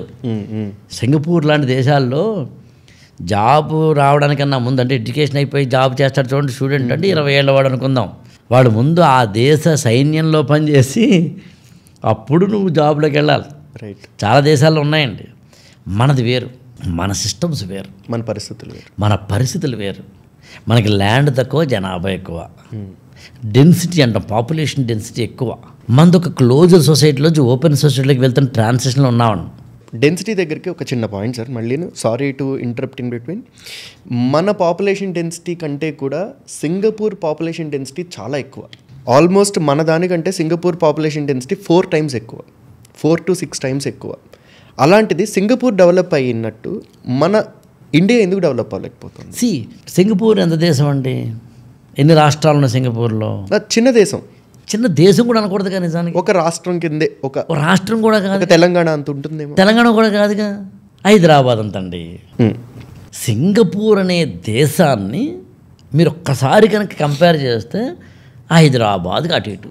అంటే నేను ఇది రఫ్గా చెప్తున్నాను, తూకం వేసి చెప్తానట్లేదు నేను.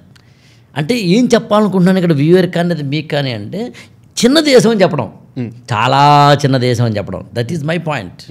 అండ్ చిన్న దేశమై మీరు సింగపూరు, దుబాయ్ లాంటి దేశాల చరిత్ర ఎప్పుడైనా చదవండి. 1960s 50s వరకు ఆ కంట్రీస్ వేరండి. రైట్. 70s నుంచి ఆ కంట్రీస్ చాలా అనూహ్యంగా అన్ఇమాజినరీ లెవెల్లో మారాయి. రిసోర్సెస్ని వాడుకోవడం కానీ ఇతరత్రా కానీ. సో నేనేమంటానంటే ఆ దేశాలు డెవలప్ అయ్యాయి, నా దేశం డెవలప్ అవ్వలేదు కాదండి, మన దేశం కూడా డెవలప్ అయింది. అంటే ఎలా చెప్పాలంటే మీకు కొంచెం లాజికల్గా చెప్తాను సార్.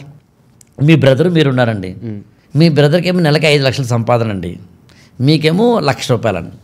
మీ బ్రదర్ 5 లక్షల సంపాదనలో వివిధ కారణాల వల్ల, మనకి ఇవన్నీ ఎందుకని, మొత్తం మీద మీ బ్రదర్ యొక్క 5 లక్షల సంపాదనలో 4,85,000 రూపాయలు ఖర్చు అవుతుందండి. నెలకి 15,000 ఆదా చేస్తాడండి అతను. అవన్నీ అన్నసరి ఖర్చులు కావు, దయచేసి ఏదో అలా కాదు, చాలా మంచిగా ఖర్చు అవుతుంది. ఎగ్జాక్ట్లీ, మంచి ఖర్చులు. అంటే వాళ్ళ నాన్నగారి, మీ నాన్నగారికి కొంత ఇచ్చో, అత్తగారు కొంత ఇచ్చో, ఎట్లాగా మీ 1,00,000 రూపాయల ఆదాయంలో మీ ఖర్చు అయ్యేది 50,000 దాచారండి. టెక్నికల్గా అందరూ ఉన్నారు, వాళ్ళు నాకు చెబుదామండి, మా పెద్దవాడికి 5 లక్షల సంపాదన అండి, మా రెండోవాడికి 1,00,000 రూపాయలే అన్నారు మీ అమ్మగారు. నేను విన్నవాడిని ఏమంటానంటే, నా బోటి వాడు పక్కన పెడతా, మామూలు వాడు అంటే మీ పెద్దన్ని బాగా సంపాదిస్తున్నాడు అనుకుంటారండి. నేనేమంటాను తెలుసునండి, పక్క పిలిచి ఎకనామిక్స్ కూడా చదివాను కదా, ఎంత సేవింగ్ ఎంత అంటాను. మీ అన్నయ్య 15,000 సేవ్ చేస్తున్నానండి అంటాను. మీరే ఉన్నారు 50,000 సేవ్ చేస్తున్నాను. ఇప్పుడు ఎవరు ధనవంతుడు చెప్పండి? So it is not the income, it is not the expenditure, it is the saving. Like that ఒక సింగపూర్, నేను ఆ 2 దేశాలు వెళ్ళిన వ్యక్తిగా మాట్లాడుతున్నాను నేను. అది కూడా ఎప్పుడైనా మళ్ళీ ఇవాళ ఎంత లెంగ్త్ అవుతుంది అదే, కానీ ఈసారి ఎప్పుడు నేను మళ్ళీ ఏ దేశాలు ఎందుకు వెళ్ళానో చెప్తాను మీకు. నేను ఒక్కొక్క సంవత్సరం ఒక్కొక్క దేశం వెళ్తానండి, ఒక ప్రాంతం వెళ్తాను. ఫస్ట్లో ఓపెనింగ్ స్టేట్మెంట్లోనే చెప్పారు నాకు, ప్లేస్ వెళ్తాను, కాశీ 10 రోజులు వెళ్ళి కూర్చుంటాను, పైగా ఒంటరికి వెళ్తానండి నేను. అంటే దేశాలు వెళ్ళినప్పుడు విత్ ఫ్యామిలీ వెళ్ళినా, అప్పుడప్పుడు ఒంటరికి వెళ్తాను నేను. అంటే ఆ దేశంతో మన దేశం కంపేర్ చేయొద్దండి. సార్ మీరు నమ్మరు సార్, 2014 వరకు 13 వరకు భారతదేశం 5వ దేశ స్థాయిలోనూ 6వ స్థాయిలోనూ 8వ స్థాయిలోనూ 10వ స్థాయిలోనూ ఉన్నదండి. ఇవాళ భారతదేశం 3వ స్థాయి అండి. చైనా, ఇండియా, యుఎస్ తర్వాత మనమేనండి ఎకానమీలో. మరి we have to feel pride. అలా చేసి చెప్పడం మొదలు పెడితే మీరు ఆశ్చర్యపోతారు. యునైటెడ్ కింగ్డమ్ అని మనల్ని 2250 సంవత్సరాల పాటు కాళ్ళ కింద నలిపేసిన దేశమైన బ్రిటన్ కన్నా ఇవాళ మనం ఆర్థికంగా అభివృద్ధి చెందిన వాళ్ళం అండి. ఈ వరల్డ్ ట్రేడ్ ఆర్గనైజేషన్స్ను, వరల్డ్ బ్యాంకును, IMF లాంటివి తెలివిగా డెఫినేషన్స్ వాళ్ళకి అనుగుణంగా వేస్తే తెలుసా మీకండి? సార్ ఇవన్నీ పేపర్ల మీద బాగానే ఉంటాయి, కానీ are we really living in a very good society? లేదండి. మన పిల్లలకి నిజంగా మంచి సొసైటీ ఇస్తున్నావా రేపు పొద్దున్న? మంచి సొసైటీ వేరండి, డెవలప్డ్ సొసైటీ వేరండి. మంచి సొసైటీ, డెవలప్డ్ సొసైటీ అంటే సార్ నిజంగా అసలు మీకు రహస్యం చెప్పంటారండి, మంచి చెడ్డ లేవండి ప్రపంచంలో. అసలు మంచి చెడ్డ అనే పదమే లేదండి. మంచి అంటే మంచి సొసైటీ అంటే అది కాదు సార్ నేను మాట్లాడేది. నిజంగా ఎంతమంది పేరెంట్స్ వాళ్ళకి నిజంగా ఫినాన్షియల్గా స్ట్రాంగ్ ఉంటే కనుక, ఫినాన్షియల్గా స్ట్రాంగ్ ఉన్న వాళ్ళు ఎంతమంది వాళ్ళ పిల్లల్ని ఇండియాలో హయ్యర్ స్టడీస్ చదివిద్దాం అనుకుంటున్నారు? ఇండియాలో హయ్యర్ స్టడీస్ చదివిద్దాం అనుకుంటున్నారు? లేదంటే ఇండియాలో చదవకపోతే హయ్యర్ స్టడీస్ బయట చదివితే వాళ్ళు దేశద్రోహులు కాదండి. అమెరికాలోను అంటే NRIs ఉన్న వాళ్ళందరూ దేశద్రోహులు కాదండి. బికాస్ ఎందుకంటే సార్ ఇక్కడ కాదండి 1 మినిట్ అండి, ఈ దేశంలో ఉంటేనే దేశభక్తులను, దేశం బయటకు వెళ్ళిపోతే దేశద్రోహులేం కాదండి. అది ఇండియాకి పంపించే రెమిటెన్సెస్ అంటారండి, విదేశీ మారక ద్రవ్య నిల్వలు అంటాం, కొంచెం పేద పదంలో ఫారెక్స్ రిజర్వ్స్ అంటారండి. అవన్నీ చెప్పడం మొదలు పెడితే మనకన్నా కాంట్రిబ్యూట్ ఎక్కువ చేస్తారు వాళ్ళండి. It is not matter of ఇండియాలో ఉంటేనూ బయటికి వెళ్తేనని కాదండి. దేశం పట్ల, సంఘం పట్ల, మనిషి పట్ల, వ్యవస్థ పట్ల నాకు ఎలాంటి గౌరవం ఉందన్నది పాయింట్ అండి. అంతే తప్ప అదేమీ దేశం దాటి వెళ్తే వాళ్ళేమో నేను తప్పు అనట్లేదు, నేను అది తప్పు అనట్లేదు. అలా అని చెప్పి నేనేమంటున్నానంటే, if I get a better education here, నా పిల్లలు స్ట్రెస్ లేకుండా చదువుకోగలిగితే, 10-15 కిలోలు బ్యాగులు మోయకుండా ఇక్కడ చదువుకోగలిగితే, నేనైతే ఏమంటానంటే 10-15 కిలోలు బ్యాగులు మోయాలంటానండి. ఏ బ్యాగు మోయకపోతే ఎట్లాగా, ఏంటి మోస్తే తప్పు ఏంటండి? మనందరం ఏంటంటేనండి, ఇప్పుడు మామూలు సింపుల్ చెప్తాను మీకు, మన ఎన్విరాన్మెంట్ గురించి మాట్లాడుతుంటాం. అంటే మీరు చదువుకున్నారా సార్ 15 కిలోలు మోస్తూ? లేదు కదా. నేను పుట్టింది 1974, 10th క్లాస్ చదివింది 1989 అండి. అప్పటికి కంప్యూటర్ లేదు, ఇంటర్నెట్ లేదు, సెల్ ఫోను లేదు. అదేంటి అప్పటికి ఇప్పుడు ఎలా కంపేర్ చేస్తారు? నేను కూడా చదువుకోలేదు సార్. అవునండి, మీరు పుట్టింది 1990 అయి ఉంటుంది, 90 దశకంలో, 90లో అయి ఉంటుంది. కాబట్టి మీరు కావచ్చు. ఇప్పుడు పిల్లవాడిని మొయ్యనియండి, ఒక మొక్క నాటకుండా, ఒక బుక్కు మొయ్యకుండా, ఒక బ్యాగు మొయ్యకుండా సుకుమారంగా ఎందుకు పెరగాలండి? వాడిని మట్టిలోకి వెళ్ళనివ్వండి, వానలో తడవనివ్వండి, బ్యాగులు ఏ నష్టమేం లేదండి. నేనేమన్నాను, ప్రెషర్ పెట్టడం వేరు. మనందరం ఏం చేస్తామంటే స్టేట్మెంట్లు ఇస్తామండి. ఏమనంటే పర్యావరణాన్ని కాపాడవలను, మనందరము పర్యావరణాన్ని రక్షించాలి. గాడిది గుడ్డేం కాదు, నువ్వు ముందు మొక్క నాటావా? నీ జీవితంలో ఒక మొక్క నాటని బ్యాచ్ నువ్వు. నీ ఇంటిలో కాస్త పచ్చగా మొక్కలు పెంచవు, పర్యావరణం మాట్లాడతావేంటి? వద్దు. అంటే మనందరం స్టేట్మెంట్ ఇవ్వడానికి సింగపూర్, దుబాయ్ మనకన్నా బాగుంది అంటే. సో అందుకని నేనైతే భారతదేశం చాలా బాగానే ఉందండి. జీవన ప్రమాణాలు కూడా పెరిగాయండి. ఇవాళ సెల్ ఫోన్ అనేది మీరు నమ్ముతారండి? సెల్ ఫోన్ రెవల్యూషన్ అనేది నాకు తెలిసి ఇదే రూమ్లో ఉన్న ప్రతి ఒక్కరి చేతిలో ఒక సెల్ ఫోన్ ఉందండి. వీరైతే 2 ఉన్నాయండి. అదేంటండి, ఒక ఆవిడ వాళ్ళ ఆయనకి రెండు సెల్ ఫోన్లు ఉంటాయండి. మొగుడు 1, మొగుడు 2 అని పెట్టుకోవట్లేదా? సో అలాగా ఎడ్యుకేషన్ సిస్టమ్ ఇందాక మాట్లాడుకుంటూ మీరు ఎడ్యుకేషన్ సిస్టమ్ పేరెంట్స్ మారాలి అంటున్నారు. ఎలా సార్ పేరెంట్స్ మారడం ఎలాగది? అంటే పేరెంట్స్ అనేవాడు సమాజంలో భాగమే. పేరెంట్స్ ఎలా ఉండాలి చెప్తాను మీకండి. పిల్లల్ని పెంచడం అనేది గాలిపట ఎగరేయడం లాంటిదండి. గాలిపటం గాలిలో ఎగరేయాలి, దారం నీ చేతిలో ఉండాలి, ఉందన్న విషయం దాన్ని తెలియకూడదు. పిల్లలంతే కంట్రోల్లో పెడుతున్నట్టుగా అలా తెలియకూడదు. అండ్ ఎదురుగాలి వచ్చినప్పుడు ఎగురుతుందండి గాలిపటం. కాబట్టి పిల్లలకి ఎదురుగాలి తగలాలి, అంతేగాని సుకుమారంగా పెంచద్దు. తర్వాత లాగడం తప్పు కాదు, కానీ లాగిన ప్రతిసారి ఇంకొంచెం ఎగురుతుంది గాలిపటం. పిల్లలు నిజంగా నువ్వు లాగితే ఇంకా ఎదగడానికి తప్ప మరొకటి ఏం కాదని గుర్తుంచుకోవాలి. సో పిల్లల్ని అలా పెంచడానికి నేనైతే అంటాను. ఒక్కొక్క వ్యక్తి ఒక్కొక్క ఇంటెలిజెన్స్ కలిగి ఉంటాడండి. పాట పాడడంలో మీకు చెల్లాయో అన్నయ్యో ఉంటే మ్యాథ్స్లో వాడు అనుకుందాం. మనందరూ ఏం చేస్తామంటే మా పెద్ద అబ్బాయికి ఏమో మ్యాథ్స్లో 100కి 100 వచ్చినాయండి, మా వాడు మరీ బొత్తిగా దారుణం అండి, 100కి 30 కూడా రాలేదు, ఎప్పుడు వీడు కాదు.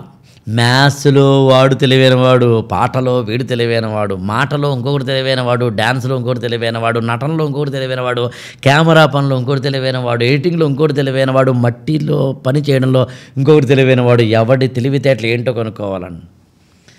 అది నేనేమంటాను, దీన్నే ఇంకో అంటారు, మీ పిల్లల్లో కనుక బంగారం అయితే నెక్లెస్ చేద్దాం, మరి మట్టి అయితే కంగారు లేదు వినాయకుడి విగ్రహం చేద్దాం.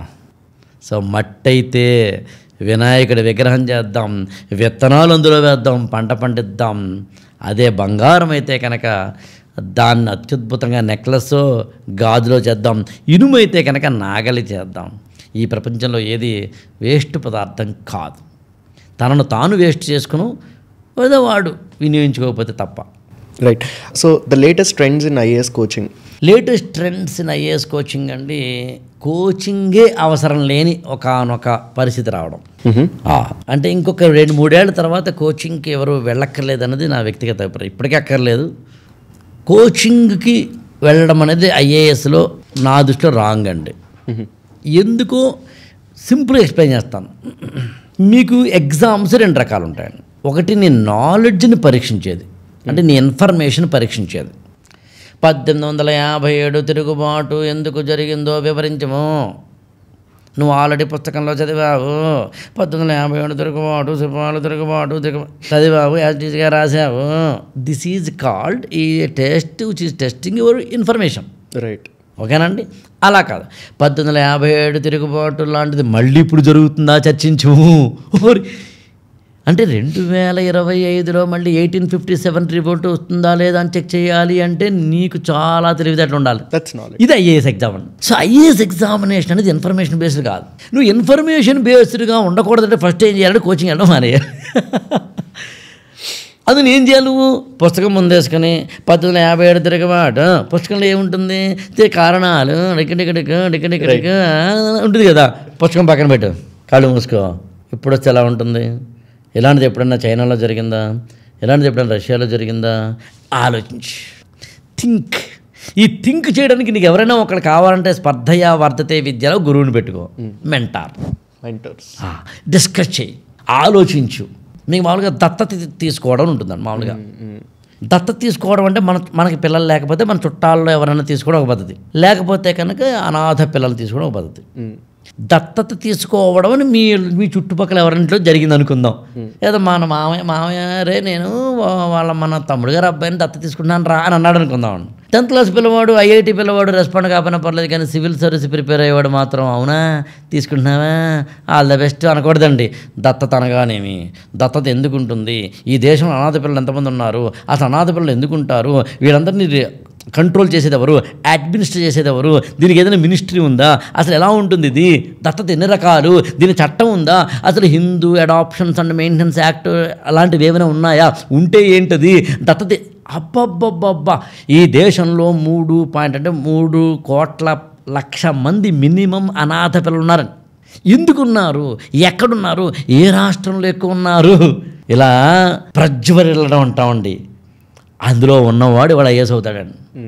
తిరిగే ఇప్పుడు క్లాసుకి వెళ్ళావు, కూర్చున్నావు, చెప్పింది విన్నావు, రాసుకున్నావు, పక్కన అమ్మాయి రెచ్చిపోయి రాసుకుంటూ ఉంది, ఆ వాట్సాప్ నెంబర్ అడిగావు, రాత్రి చాటింగ్ స్టార్ట్ చేసావు, నీ బతుకు తగల ఈ జన్మకి ఐఏఎస్ రాదని.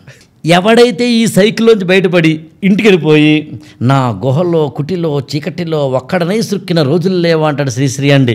ఆ లోపల కూర్చుని ఒక సిరివెన్నెల సీతారామశాస్త్రి గారు ఎలాగైతే పాట రాసేటప్పుడు ప్రజ్వరిల్లాడో, అగ్నితో తను కడుక్కున్నాడో, అలా లీనమై మమేకమై అందులో కనుక మైకం పట్టిన వాళ్ళ ఉంటే అప్పుడు నువ్వు ఐఏఎస్ అవుతావు.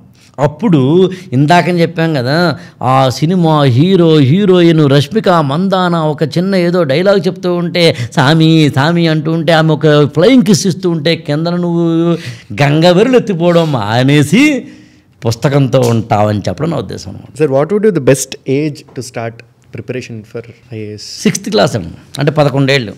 6th క్లాస్ నుంచి మరి ప్రిపరేషన్ మనం స్టార్ట్ చేసినప్పుడు దానికి సంబంధించిన ఫౌండేషన్ అనేది స్కూల్లోనూ కాలేజ్లోనూ రావట్లేదు. యాక్చువల్గా స్కూల్లో కాలేజ్ వస్తుందండి. ప్రతి స్కూల్లోనూ తమకు తెలియకుండా చిన్నపిల్లలు చదివే పుస్తకాల్లో ఉన్నవన్నీ ఐఏఎస్కి ఉపయోగపడేవేగా వస్తుంది. మరి మీరు మామూలు స్టేట్ సిలబస్ కానీ ఎన్సీఆర్టీ కానీ పుస్తకాలు తీయండి, ఆ పక్కన రాస్తాడండి వాడు చక్కగా. అసలు మన ఎడ్యుకేషన్ చాలా గొప్పదండి. వీళ్ళు సరిగ్గా చెప్పట్లేదు, వాళ్ళు వింటలేదంటే ఓకే అంటారు, కానీ మన పుస్తకాలు చాలా గొప్పవండి ఉంటున్నాయి. అచ్చా బాబోయ్, అసలు 8th క్లాస్ పుస్తకం చదివితే రోమాంచితం అయిపోతామండి. సార్ నేను ఇప్పుడు సపోజ్ సివిల్స్లోనే హిస్టరీ తీసుకున్నాను అనుకోండి. హిస్టరీ తీసుకుంటే రీసెంట్గా హరిహర వీరమల్లు సినిమా వచ్చింది. మీరు స్టోరీ తెలిసే ఉంటుంది. అవునన్నా తెలుసు. ఔరంగజేబ్ ఏం చేశాడు, అవును అవును ఐడియా ఉంది. ఇదంతాను మొత్తం అక్బర్ ద గ్రేట్ ఇవన్నీ చెప్పుకున్నాం. కానీ మనకి రియాలిటీకి వచ్చేసరికి it is completely different. Of course అంటే ఎడ్యుకేషన్ అని చెప్పాము అక్కడ. చూడండి, మనం హిస్టరీ మనకి నేర్చుకోవడం అనేది అన్నిట్లో నేర్చుకోవచ్చు అండి. చదవడం వేరు, మనం పుస్తకాల్లోంచి కావచ్చు, ఇతరాలు కావచ్చు. నేర్చుకోవడానికి సంబంధించి ఇప్పుడు నేనేమంటానంటానండి, మామూలుగా మీ ముందు పాట పాడేవాడిని కాదు కదండి. బృందావనమది అందరిది, గోవిందుడు అందరి వాడేలే. నాకన్నా మీరు బాగా పాడతా తెలుసు నాకు. అయ్యో, you are professional singer, a good singer. అయ్యో, కాబట్టి మీ ముందు పాడకూడదు నేను. చాలాంటిది. కానీ అందులో మాట ఉంటుందండి, ఉల్లము జల్లున పొంగేనటే అంటుంది. అక్కడ ఉల్లమంటే ఏంటి అని తెలుసుకోవడానికి ఓ డిక్షనరీ ఓపెన్ చేస్తానో తెలుసుకుంటేనో మనసు అని అర్థమవుతున్నాను. సో మరి ఒక పాట నేర్పింది కదా నాకు. కాబట్టి నేర్చుకోవాలనుకుంటే పచ్చోరకాయ బజ్జీలు తిన్నప్పుడు వాడికి పేపర్ ఇస్తారు చూడండి, బజ్జీ తినడం అందులో ఏముంది కూడా నేర్చుకోవచ్చు. రియాలిటీ అనేది ఎలాగైనా తెలుసుకోవాలి. అంతే కాబట్టి సార్ ఇప్పుడు మనం ఎడ్యుకేషన్ సిస్టమ్ గురించి, ఎడ్యుకేషన్లో ఉన్న దాని గురించి ఇదంతా మాట్లాడుకున్నాం. మీరు చాలామంది, కొన్ని వేల మందిని మీరు ఆల్రెడీ దీనికి మెంటర్ చేశారు. మీరు చాలామందిని ట్రైన్ చేశారు, మెంటర్ చేశారు. మీరు అన్నట్టు ఇప్పుడు మెంటర్గా తీసుకుంటే అలాగా ఒక అడ్మినిస్ట్రేటివ్ డిపార్ట్మెంట్లోకి ఒక ఐఏఎస్ కానీ ఐపీఎస్ కానీ వెళ్ళినప్పుడు వి ఆల్ నో, కొంతమంది తెలియదేమో కూడాను, ఐఏఎస్ ఆఫీసర్ క్యాడరే పెద్దది. ఇన్ఫ్యాక్ట్ ఒక పబ్లిక్ రిప్రజెంటేటివ్ కంటే కూడా, ఎమ్మెల్యే ఎంపీ కంటే కూడా ఐఏఎస్ ఆఫీసరే మొత్తం అన్ని పాస్ చేస్తూ ఉంటారు. కానీ ఆయన ఇంపార్టెన్స్ ఎంతవరకు ఉంది సార్ సొసైటీ? యాక్చువల్గానండి అది కూడా మామూలుగా జనంలో అది ఉందండి, ఐఏఎస్ ఆఫీసర్ ఎమ్మెల్యే ఎంపీ కన్నా ఎక్కువ అని. కానీ రాంగ్ అండి అది. మనది డెమోక్రసీ అండి. డెమోక్రసీలో మనందరం ఓట్లేస్తాం. ఓట్లేసి ఒక ఎమ్మెల్యేని గెలిపించుకుంటాం, అది ఎంపీని. వీళ్ళు చట్టసభకి వెళ్తారు, వాళ్ళు చట్టాలు చేస్తారు ఆన్ బిహాఫ్ ఆఫ్ అస్, మన తరపున. చట్టాలు ఇంప్లిమెంట్ చేసేది ఐఏఎస్ ఆఫీసర్లు అండి. ఆర్ ఐఏఎస్ అంటే మన ఉద్దేశం సివిల్ సర్వెంట్స్. ఈ చట్టం ఎలా ఉండాలి అనే ఇచ్చే బ్రెయిన్ ఉంది కదా, ఆ బ్రెయిన్ కూడా సివిల్ సర్వెంట్స్ అండి. నన్ను ఏమంటానంటే మొత్తం బాడీకి brain and shoulders civil servants అండి. ఆ ఇద్దరిని ఉపయోగించుకుని టోటల్ సిస్టమ్ని నడిపేవాళ్ళు పొలిటీషియన్స్ అండి. ఈ సిస్టమ్ అందరికీ గుండెకాయ ప్రజలండి. సో పీపుల్ సెంట్రిక్ మంది. అందులో సివిల్ సర్వెంట్స్కి వాళ్ళకి వాళ్ళు సర్వెంట్స్ అండి, సేవకులు. వాళ్ళు అంతకుమించి హోదా ఉండకూడదండి వాళ్ళకి. రీసెంట్ ట్రెండ్స్ ఒకటి చెప్తాను మీకు. ఐఏఎస్ ఆఫీసరు జీపు దిగుతారండి, లేదా ఐపీఎస్ ఆఫీసర్ అన్న నడిచి వస్తే మాస్, అన్న నించుంటే మాస్, మాస్ అని ఒక కెమెరామెన్ దాన్ని తీస్తాడండి. ఒక ఎడిటర్ అద్భుతంగా ఎడిట్ చేస్తాడండి, యూట్యూబ్లో పెడతారండి. ఇట్స్ రాంగ్ యాక్చువల్గా. నో, సివిల్ సర్వెంట్స్ అంటే వాళ్ళు కాదండి. అలా తీయించుకుంటే వాళ్ళు తప్పండి. ఒకవేళ తీస్తే ఆ వీడియోని తీయించేయాలండి. వాడు గొప్ప సివిల్ సర్వెంట్ సార్, హీరో కాదు. కరప్షన్ లేదా సార్? కరప్షన్ ఉందండి. కరప్షన్ ఎందుకు ఉందంటే ఇందాక మీరు చెప్పిన దాంట్లోంచే మనందరం వాళ్ళని దేవుడిగా చూస్తున్నాం కాబట్టి. మళ్ళీ దయచేసి నేను వాళ్ళని తక్కువ చేయట్లేదు, అంటే సిస్టమ్ చెప్పదొచ్చానండి. మీకు ఇంకో లాజిక్ చెప్తానండి. స్టూడెంట్స్ గొప్ప అండి, టీచర్ గొప్ప అండి? ఇద్దరికిద్దరు. అబ్బే, స్టూడెంట్స్ గొప్ప అండి, టీచర్ కాదు. భక్తుడు గొప్ప, దేవుడు గొప్ప? భక్తుడే గొప్ప అండి. ఎందుకనంటే స్టూడెంట్స్ క్లాసులో కూర్చుంటేనే ఆయన చెప్పగలరండి. ఆయన రాకపోతే ఇంకోళ్ళు చెప్పొచ్చండి. నేర్చుకునేవాడికి ఆయన కూర్చోవాల్సిన అవసరం లేదండి. అడ్మిషన్ తీసుకున్న అర్జునుడికి విలుగుద్ది వచ్చిందండి. అడ్మిషన్ రిజెక్ట్ చేయబడ్డ ఏకలవ్యుడు కూడా వచ్చింది. సగం నేర్చుకున్న అభిమన్యుడు ఉంటాడండి. నేర్చుకున్నదే శాపగ్రస్తమైన కర్ణుడు ఉంటాడండి. So it's not education who is the giving. తిరగేద్దాం ఇప్పుడండి, అందరూ స్టూడెంట్స్ అవ్వండి. మాస్టర్ గారు కూడా క్లాస్కి వచ్చినప్పుడు ఏదో చెప్పి నేను చాలా గొప్పవాడిని అనుకోకుండా, నాకు తెలిసిన 4 విషయాలు చెప్పాలనుకుంటున్నానయ్యా, విబుద్ధ జనుల వల్ల విన్నంత కన్నంత తెలియవచ్చినంత తేటపరుతూ ఉంటాడండి పోతన్న. అలా నాకు తెలిసింది మంచి మాటలు చెప్తానమ్మా వినండి వాళ్ళ అనేవాడు గొప్ప టీచర్ అని.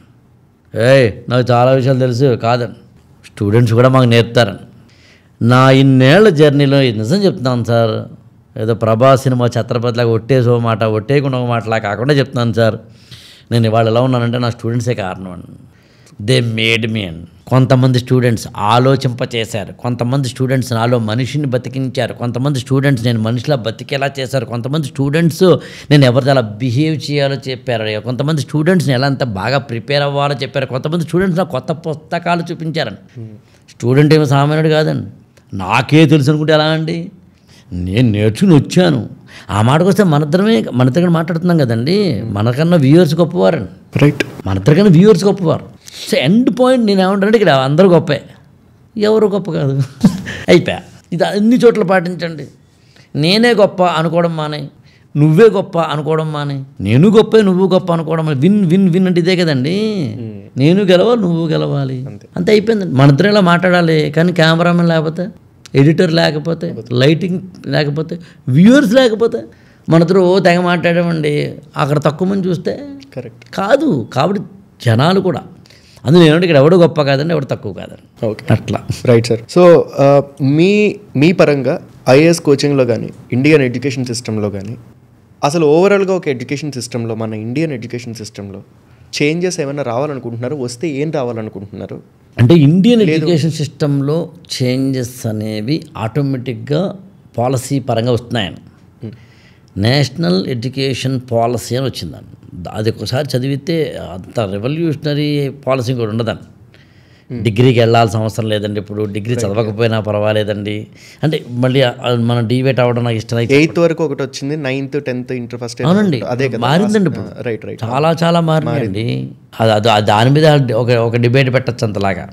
సో ఎడ్యుకేషన్ సిస్టంలో రెవల్యూషనరీ థింగ్స్ వస్తున్నాయి.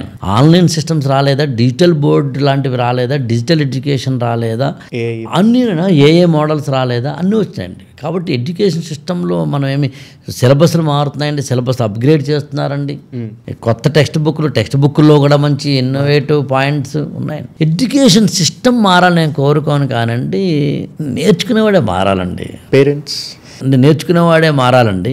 నేర్చుకునేవాడే మారాలి అన్నప్పుడు ఏంటంటే ఒక ఏజ్ వచ్చేంత వరకు పాపం వాడు నేర్చుకోవడం తెలియదు. అంటే ఇంటర్మీడియట్ వరకు కొంతవరకు, అంటే ఇంటర్మీడియట్ అంటే నా ఉద్దేశం 10th క్లాస్ నుంచి ఇంటర్మీడియట్ మధ్యలో అని. ఈ ప్రాసెస్లో 10th క్లాస్ వరకు టీచర్స్ పేరెంట్స్ యొక్క ప్రాధాన్యం ఎక్కువ ఉండాలి. అక్కడి నుంచి వాడు సొంతంగా ఆలోచించుకోవడం లాంటివి చేయగలిగి ఉండాలి. బీటెక్ డిగ్రీ గ్రాడ్యుయేషన్ లెవెల్కి వచ్చేసరికి మాత్రం ఇంక పూర్తిగా స్వయం ఉండాలండి. 18 ఏళ్ళు దాటిన వాడు ఉండాలండి. అంటే ఇక్కడ పాయింట్ ఏంటంటే సెల్ఫ్ రెస్పాన్సిబిలిటీయే. 18, 20 కూడా కాదు, 15 కూడా కాదండి. నాకు కొంతమంది స్టూడెంట్స్ 6వ తరగతి చదువుతున్నాం, నాకు ఇప్పుడు 7వ తరగతి చదువుతున్నాడు పిల్లాడండి, 7వ తరగతి అండి. అసలు ఆ అబ్బాయి నాతో మాట్లాడే తీరు చూస్తే ముగ్ధుండైపోతాను నేను. సరే క్లాస్ 7కి వచ్చేసాను, ఆన్లైన్ ఆన్లైన్ పేరు చెప్తే బాగుంది కూడా చెప్పట్లేదు నేను. అసలు ఆశ్చర్యపోతా ఉండే. అంటే 7వ తరగతి పిల్లవాడు హోంవర్క్లు చేసుకుని నేను ఇచ్చిన హోంవర్క్ని బీటెక్ చదువుతున్న వాడికన్నా బాగా చేస్తాడండి. ఇప్పుడు ఏం చెప్పాలి నేను? బీటెక్ చదువుతున్న వాడికన్నా వాడి అసలు ముద్దు వచ్చేసాడంతే, వేరే పదం లేదు. అది నేను ఇది ప్రహ్లాదుడు చదువులల్లా మర్మము తెలిసి తీయ అన్నాడు. సో ఎండ్ పాయింట్ మెచ్యూరిటీ మరోటం కాదు. అంటే కొంతమందికి 70 ఏళ్ళు వచ్చిన మెచ్యూరిటీ వచ్చిన ఉన్నారండి, 50 వచ్చిన ఉన్నారండి, 30 వచ్చిన ఉన్నారండి. మెచ్యూరిటీ అనేది ఏజ్ని బట్టి కొంత వచ్చినా సంస్కారాన్ని బట్టి వస్తుంది. రైట్ సార్, చాలా కవర్ చేస్తాము. ఇంకా టాపిక్స్ చాలా కవర్ చేయడానికి మళ్ళీ ఇంకొకసారి మళ్ళీ డెఫినెట్లీ కలుద్దాం. నేను సదా మీ సేవలోనండి. Thanks a lot. మన ఈ డిస్కషన్ వల్ల చాలా విషయాలు ఆడియన్స్ తెలుసుకున్నారని నేను తెలుసుకున్నాను, చాలా విషయాలు ఆడియన్స్ కూడా తెలుసుకున్నారని కోరుకుంటూ thank you so much sir. నేనేమన్నా నమ్ముతానంటేనండి, ఆడియన్స్కి చెప్పానని మీకు చెప్పాను అనుకోవట్లేదనండి. లాస్ట్ ఒక సింగిల్ లైన్ చెప్పేసి వదిలేస్తాను. ఇంగ్లీష్లో కానీ సంస్కృతంలో కానీ యాక్టివ్ వాయిస్ ఉండదండి. నేను చేశాను ఉండదు, నా చేత చేయబడింది ఉంటుంది. మన చేత ఇలాగా నలుగురికి మంచి మాటలు చెప్పించడం అనే ఒకనొక నేచర్, ప్రకృతి అంటే ఏదైనా అంటే ఇది మీ ద్వారానండి జరిగింది. కాబట్టి నేనే థ్యాంక్స్ చెప్పాను. యాక్చువల్గా I have been given this opportunity to speak out something good or something appropriate to the or whoever may be, viewers and the audience anandi. So what I feel strongly that we are instruments. Right sir. Thank you. Thank you sir. Thank you so much.